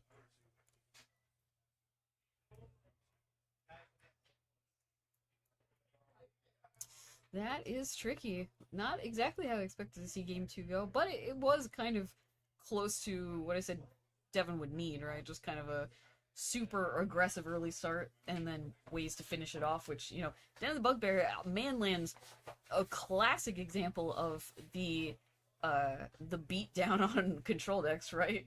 Where they've board wiped you twice, but you just keep coming through and just whatever you can animate out of your yard, whether it's a 3/2 that makes 1/1s, a 3/3 with menace, what have you. And Rakdos Sacrifice and mid-range too. They get to play 2 of them. They play Hive, they play Den. Both are great. Probably even at least one of the Soken's in. Make a couple 1/1s if you need to. So a couple of options. that can't be countered, which is also important. But yeah, it was a tight game.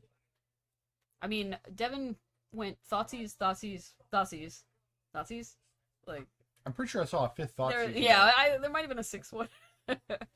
So he got a little on Arthur's side. He got a little unlucky to not be able to keep up with drawing better things to do after that, right? He kept a very reasonable hand and then had it stripped away from him and had to hope the top of his deck was kind to him, which, wasn't the worst, but couldn't keep up with one Den of the Bugbear beaten in after multiple, 2 Doom Scars. And then Dream Trawler would have been great. Would have been ideal. It would have been good a turn earlier because then he would have been able to start attacking. Yeah, and just one good swing.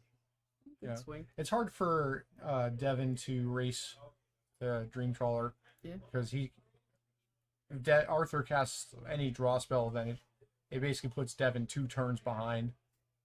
Yeah, and he already had at least one of the the Behold the Scry 2 draw 2 in his hand. Behold so like, the multiverse. yeah, so it's like, you know, he was gonna untap, Behold the Multiverse, get a like it was gonna be a pretty good turn for him, but Devin didn't allow him to survive for that turn.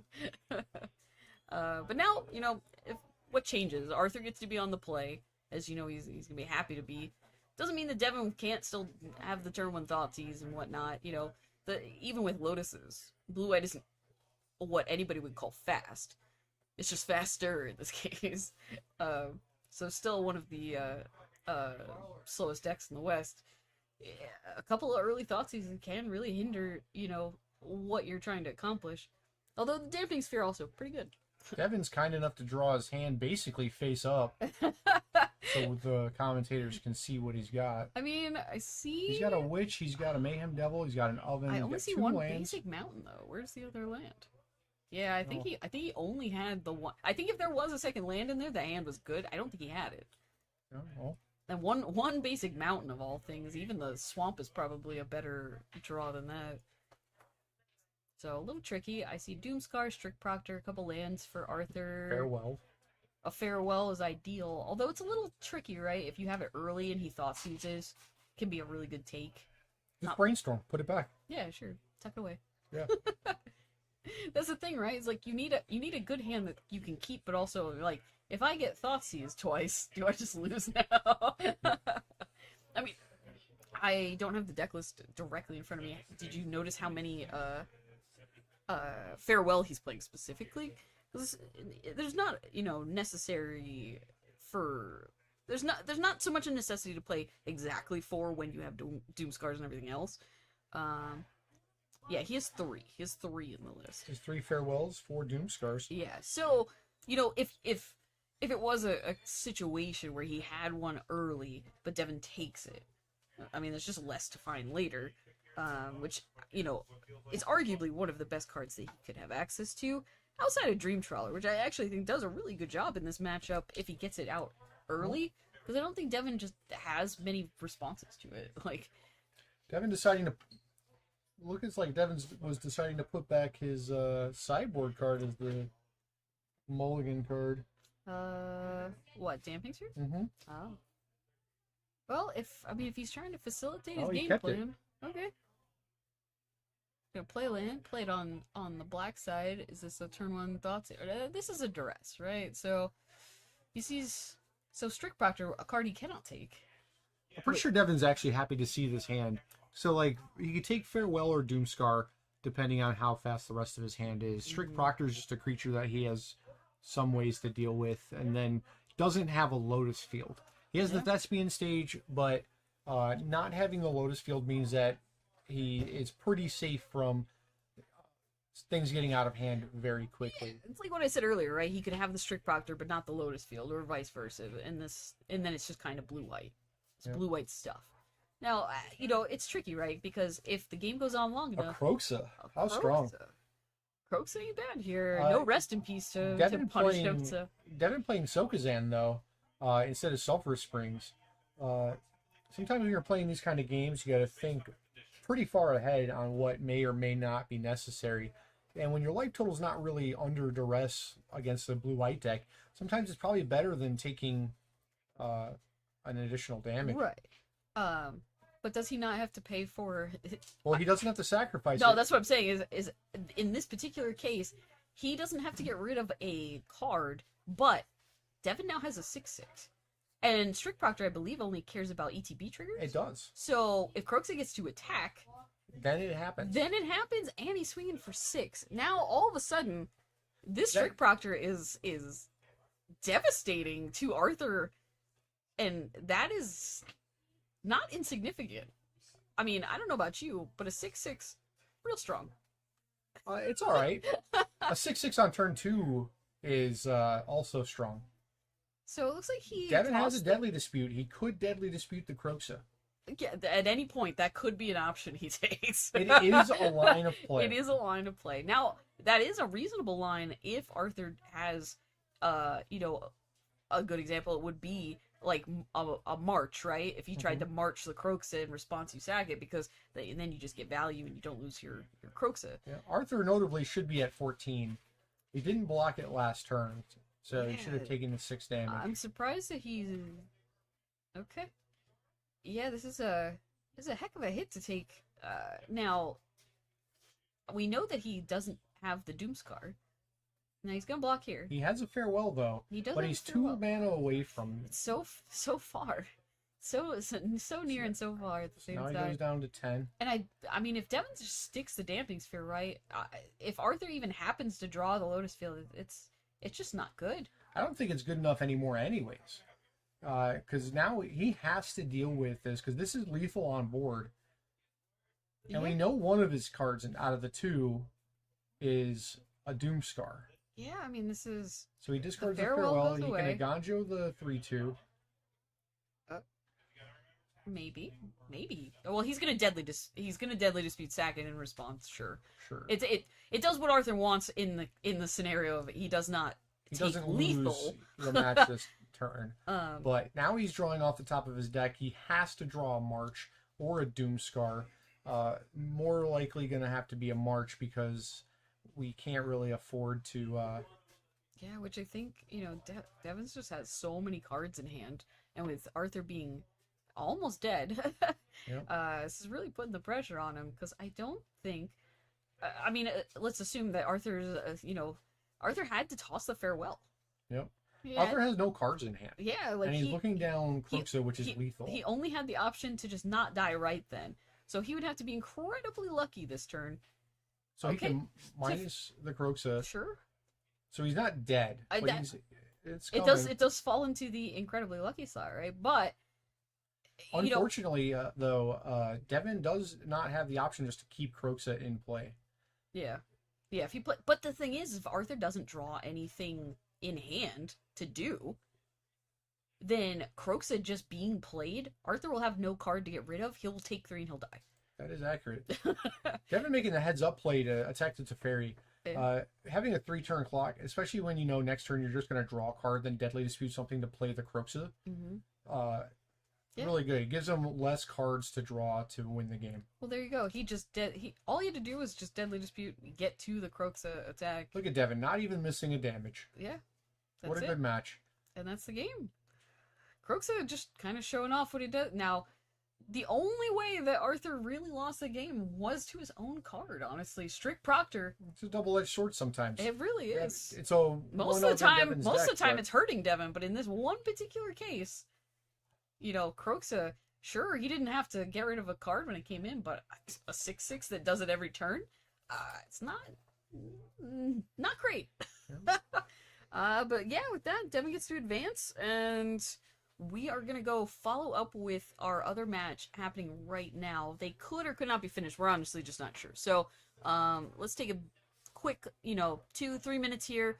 We'll go find out, and we'll see. And if they're, ready to play, we'll get them back on quick. If not, might just be an extra minute or two. But don't leave us.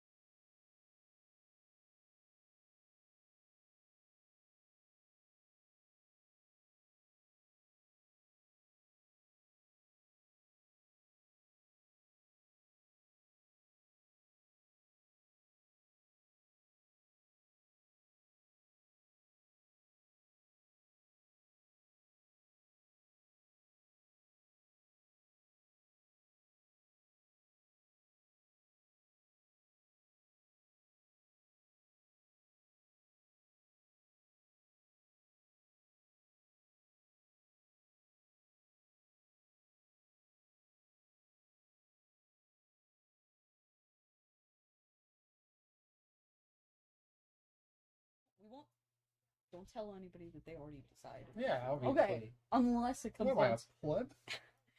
Welcome back, everybody, to the finals.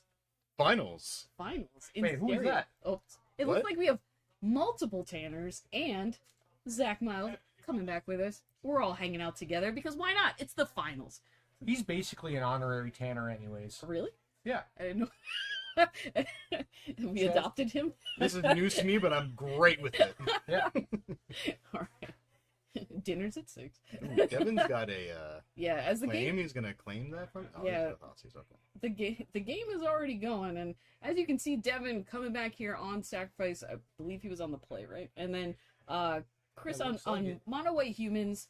This matchup is a little tricky, right? Like an early Thalia, stuff like that can be. Oh, you definitely got to take the strong. hopeful initiate here, right? Well, there's two, so Well, no, the there's Dauntless the- Bodyguard, Yeah, you but- have to take the bodyguard. It's a little awkward. Well, the hopeful initiate could actually interact with his witch's oven. Oh, look at Devin just blazingly throwing his creature. Yeah, Wow. He It's a, just it's a started little, back it's a with little, it's a trash. little aggressive. Now, I believe Devin and Chris know each other, so maybe that's factoring in. But, yeah, I mean, claim the firstborn, take your, sack it for a food. That's classic. It's a tale as Rakdos old as time. sacrifice, right? And we already know. I mean, Chris has a lot of one drops, but they don't line up super well against cards like specifically Mayhem Devil. That will come in and start picking things up. We can already see Devin has another claim the firstborn in hand. He's so ready to untap and just steal everything. And then throw Steal it everything across that the Chris table. loves and throw it in the garbage. But hit him with it. What do you first. claim here, though? Do you claim the Dauntless Bodyguard? Do you claim the Hopeful Initiate? Well, Initiate's a little. I mean, I'm assuming Bodyguard is protecting Initiate. Well, it's the only target. So it doesn't change anything for claim the firstborn, right? Like indestructible doesn't matter. But it would affect other things if he draws like Fatal Push and stuff like that. So Adeline Adeline's pretty good here. is pretty good. Now, funny enough, because he still has the second claim, I feel like Adeline's gonna be the one that gets claimed Yeah. now. And think about how good that is, right? He'll get to attack, make a human token, because why not? Yeah, On yeah. his side, Yeah, it doesn't hurt. and then get to throw her away, for some food. Yeah. You just block the human, take 4, right? Because then you still have your Blood Tithe Harvester. I mean, there's definitely no reason to not block the human. It's just which human. Yeah. Uh, We're all humans here. yeah, like Oh yeah, absolutely. I mean, there's No some, lizard folk here at all. there's some argument that if he didn't have an access to like claim and other things, right, to take the hopeful initiate, it's just a little harder to kill. But yeah, here you see, obviously he's gonna claim Adeline. We go in for a pretty big swing as he gets 1, 2, gets another. He gets his own human token, which he's gonna have to find probably next. He just takes the one that he was killed. Yeah, and then so this is an attack for what 3? So 7 total. Already putting him down to 11, sacrificing the Adeline. This game is a lot closer than it initially appeared. Yeah, and I I mean, do. Devin with Chris a falling bunch behind. of food right now too. I mean, Yeah. having some extra foods, those also just gain you 3 life. Like it just completely negates one of the Yeah, creatures. if that's what you want to do. with Yeah, it. it's like super optimal, but it is definitely. If you want to do the card says on the sure. What it says Yeah. on the card, Yeah. yeah. I think, honestly, what Devin really wants is to draw another land to play his Mayhem Devil and really, push this game, like, to the limit. But Chris over here playing Copper Coat Vanguard, if you don't know what that does, it gives all his humans +1/+0 and ward. So right now, even harder to deal with. Probably going to be getting on some blocks soon. Because, hopeful initiate these. I mean, this Hopeful with the Initiate, Mutavault. shouldn't that have another counter on it though from growing from the Mutavault? Mutavault had 3 power. Well, it also has 3 though, because it's a human. Oh yeah. Yeah, yeah. so it's not going to grow for being the same, but I can understand why you'd initially think that. It looks like Devin Yeah. not a land here. It's got an unlucky witness. I but mean, pretty unlucky Shouldn't draw. the Witch's Oven have made 2 food? Wasn't Adeline 4 power? she was only 3. There's only 3 creatures in play. On One his is side. Star 4 though. At least Yeah. there's always at least 4 toughness. Or does it care about toughness? Or does it care about power? I would need a. I don't know. I would say I need a text check It's usually on that wording, sacrificing a cauldron familiar, so Yeah. because I want to say it cares about power. Either way, Yeah, It's, it's power. So she was too small. Yep, Devin's just gonna scoop it up. Okay, not exactly where I thought this game was going, but it just shows the difference between 2-land and 3-land, right? Yeah. Like, if he could have gotten a Mayhem Devil into play, sure. Machine gunning down some humans. not with Ward. Yeah, Get rid well, of the war he, first. he had the window. And yeah, Yeah. Copper Goat Vanguard only does it for the other humans, so unless you have two, like, Vanguard is the one to kill first. Witch's Oven does care about toughness. Does it? Okay. Yeah, so it did what's supposed to happen. I don't think it would have changed that game there, as Devin was just stuck on land. So, so yeah, it looks like we all just missed it. I could have sworn it was power. But yeah, I'm sure he's quite used to just sacking things and getting one food. Yeah. It doesn't come up very often.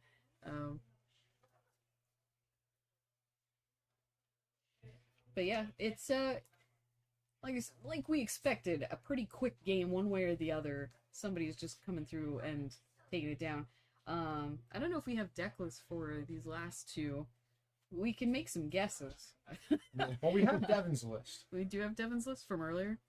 And we know he didn't really have a whole lot of ways to like wipe a board, right? Like he's not really playing anything like Brotherhood's Ends or, you know, the classic ways that you would kill off a bunch of things. Like Ritual of Soot is like what we play in mid-range. But you don't necessarily want that for... Well, he does have 2 Rending Volleys, which Rending is Volley, good which- against yeah. X4s. Yeah, well, especially when you have cards that give ward, you know, because then it's just, you know, Yeah. uncounterable. You can choose to not pay the ward, and it will still resolve. Yeah, that is how it works. Yeah, we got Chris's list here. Looks like he's got 2 wedding announcements, a Nightmare in Navios, portable hole, 3 portable holes, 2 redeemed God of the Worthies, 4 invasion of Gobakon, and 3 rest in pieces. Okay, I'm looking at the rest in pieces. I'm looking Yeah. at maybe some amount of invasions because I don't think that that's bad in this matchup. You know, putting Devin's cards into exile and making him Yeah. pay 2 more can be really good against like Mayhem Devil or, you know, even a Cauldron Familiar having to cost 3 could matter. Like Yeah. these are all Rakdosak doesn't have a lot of land to play with, so any kind of tax you can put on them between Thalia, Invasion, right? Like these are all relevant things to do to him to buy time. Yeah. And like if you can all of a sudden just come out with, you know, a bunch of 2/1s, play your Thalia's Lieutenant, put counters on everybody, you're swinging for 6 for 9 like super fast. Yeah. Devin doesn't have the time No, to deal with that. It's essentially just discard a card, like discard any card. Yeah. It's not definitely not bad when you're playing mono white.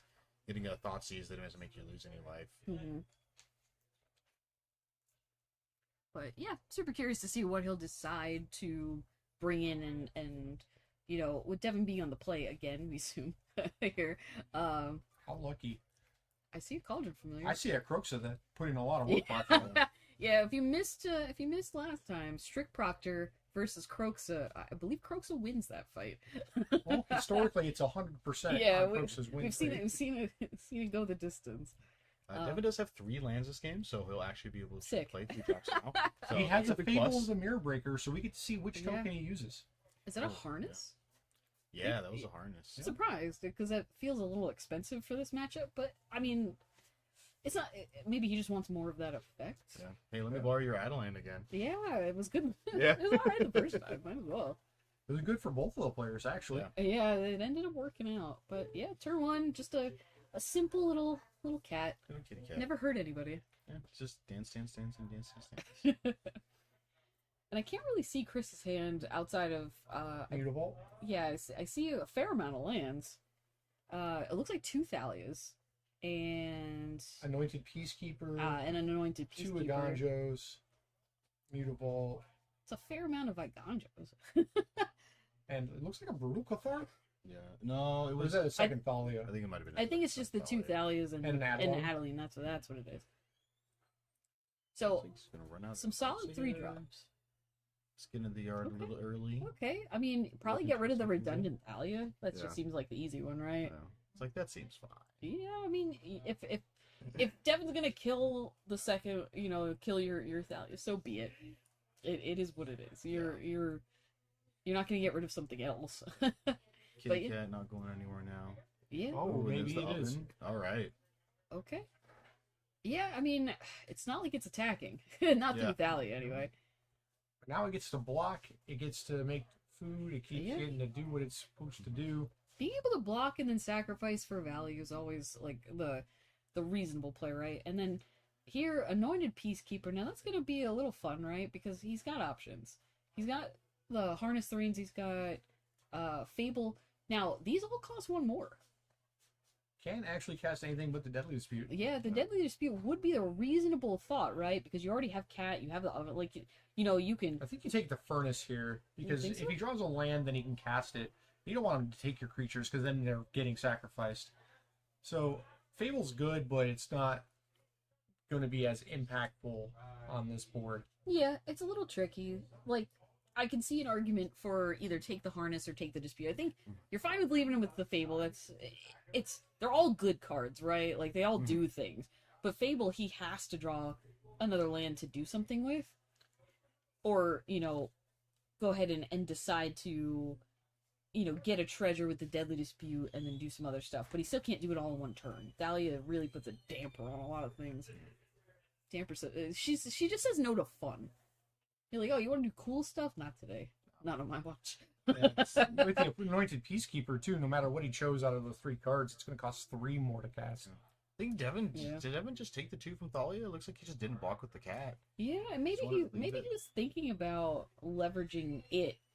Well, I mean, Deadly Which Dispute I'm here. surprised he wouldn't just toss it to make a food. But I guess if he uses the food to Deadly Dispute, then he doesn't have it to get the cat back. Yeah. So I guess it's tricky, right? Because he needs a way to Right. start doing stuff with the cat. right, but if you block and use...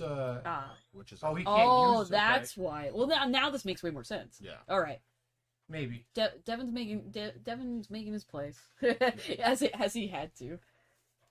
So now Witch's Oven costs 2 to activate every time, which is significantly more. Yeah, it definitely does help too because it makes it so Furnace Range just doesn't do. It's just a threat now. Yeah. It doesn't have that. Yeah, extra sure. text You want anymore. to take my card? Yeah, it's like you got it. Yeah.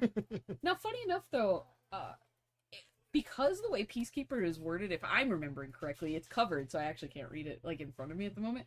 I believe it specifies the card, so no matter who's playing it, right? Yeah. It still stops. So, like, if you take Anointed Peacekeeper, it's still naming like your card. Yeah. Yes, because it doesn't care who has Right. It doesn't change anything. And now he gets to make a pretty good attack here, you know. A lot of stuff against one cat is just hanging on. Now, a pretty good draw with a Fatal Push. It would have been a consideration to, you know, maybe block with the cat and then, you know, kill Anointed Peacekeeper if he had to, right? Yeah. But And be able to Furnace possibly next turn, drawing a land. Thalia is also a good target and hard to pass up. She is really stopping him from doing things where, you know, now he'll be able to play Fable. And then, yeah, being able to trade with the token means that Adeline's, you know, just a 2-power. Well, I think I like blocking the Thalia with the token, and then before normal damage, Fatal Pushing the Anointed Peacekeeper. Because then, he's still hoping to draw a land, but he's got to get value where he can, right? Well, it still wouldn't change. Like, he couldn't use the oven. And he Right, but he doesn't have to face down on a 3/3. A 3/3 is a lot harder for Devin's deck to deal with than Yeah, I Then, mean, unlocking 2/1. the Harness Threan, you know, is also a possibility here. right, because if he draws a Mayhem Devil, right, Yeah. and the Anointed Peacekeeper is gone, then he can sacrifice anything and then kill the Thalia, but it takes significantly more effort to kill the Peacekeeper. Yeah, I agree. It's definitely a line he probably could have considered. It's difficult because I know from experience, right? If you're staring down a Thalia and you just have a bunch of non-creature spells, sometimes that's the only like you're like, I just want to cast my Yeah. cards. And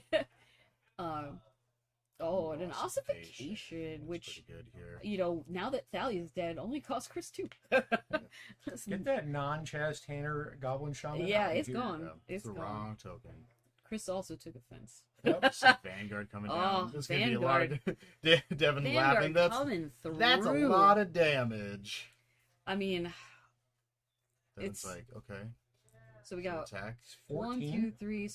So Adeline's swinging for 5. 6, 1, 2, 3, 4. Oh yeah. So 6, 7, 8, 8, 9, 10, 11, 11, 15.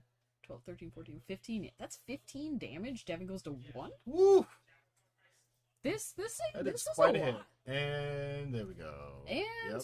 we would Devin say Campbell. that, it looks like Chris swept it, but Devin is going to take the invite. He's Yeah. going to take the invite to the RCQ here, or the RC. It's like Chris wasn't. yeah, wasn't looking to do that. yeah, we did know they decided to do a split earlier and just played for all of you fine folks that were still watching, so we could still have a finals, still enjoy some Magic. We just didn't want to spoil it for you. And there was a chance that Devin wins, and then we Yeah. didn't have to tell you. It doesn't matter anyway. But Devin walks away with the invite, and congrats to top 8. Congrats to everybody who got to play well, walk away with some money in their pocket. And a special I would have congrats liked to Devin be in and one of Chris. them, but it is what it is. Yeah. And then Devin, hey, congrats! You get to go all the way to Atlanta. Woo! Yeah, it's a bit of a trek. A lot of fun. Yeah, You know what format the RC is in Atlanta? Pioneer. Gross. I mean, it is what it is. But soon enough, we'll be able to watch some Modern. So and just as a reminder, folks, if you haven't signed up for it yet, the Fishbowl, Number 2. the sequel, still, got a couple weeks beforehand, but it's just, coming up in July. So if you haven't pre-registered and you want to play in a big old pot of CDDH with friends or people that could possibly be friends or people you hate, I don't know. I don't live your life, but think about it. If you play against people you hate and you beat them, that's more happiness for you. And still, jerseys are on pre-order, and that's until June 30th. So if you want a jersey, you're coming down to the wire. So Coming up quick. order one. Look cool like the rest of us. I don't know. But what I do know is we had fun. I'm glad I got to jump in for a little bit with everyone here. Triple casting it for the finals that we already knew how it went. The trips in the booth. But thanks for hanging with us. So we got double Tanners and Zach. I'm sorry, yeah. Triple Tanner. Oh, I forgot we adopted Zach. The All right. 2.5 Tanner. We're just gonna put Tanner on stream. But yeah, so thanks for hanging with us, and check back in. I'm sure we'll have more big events coming shortly, or just watch our events during the week. We stream all the time, so check out the schedule, follow us on Facebook, check out our Twitch, and check us out next time. We'll see you. See you next time. Bye bye.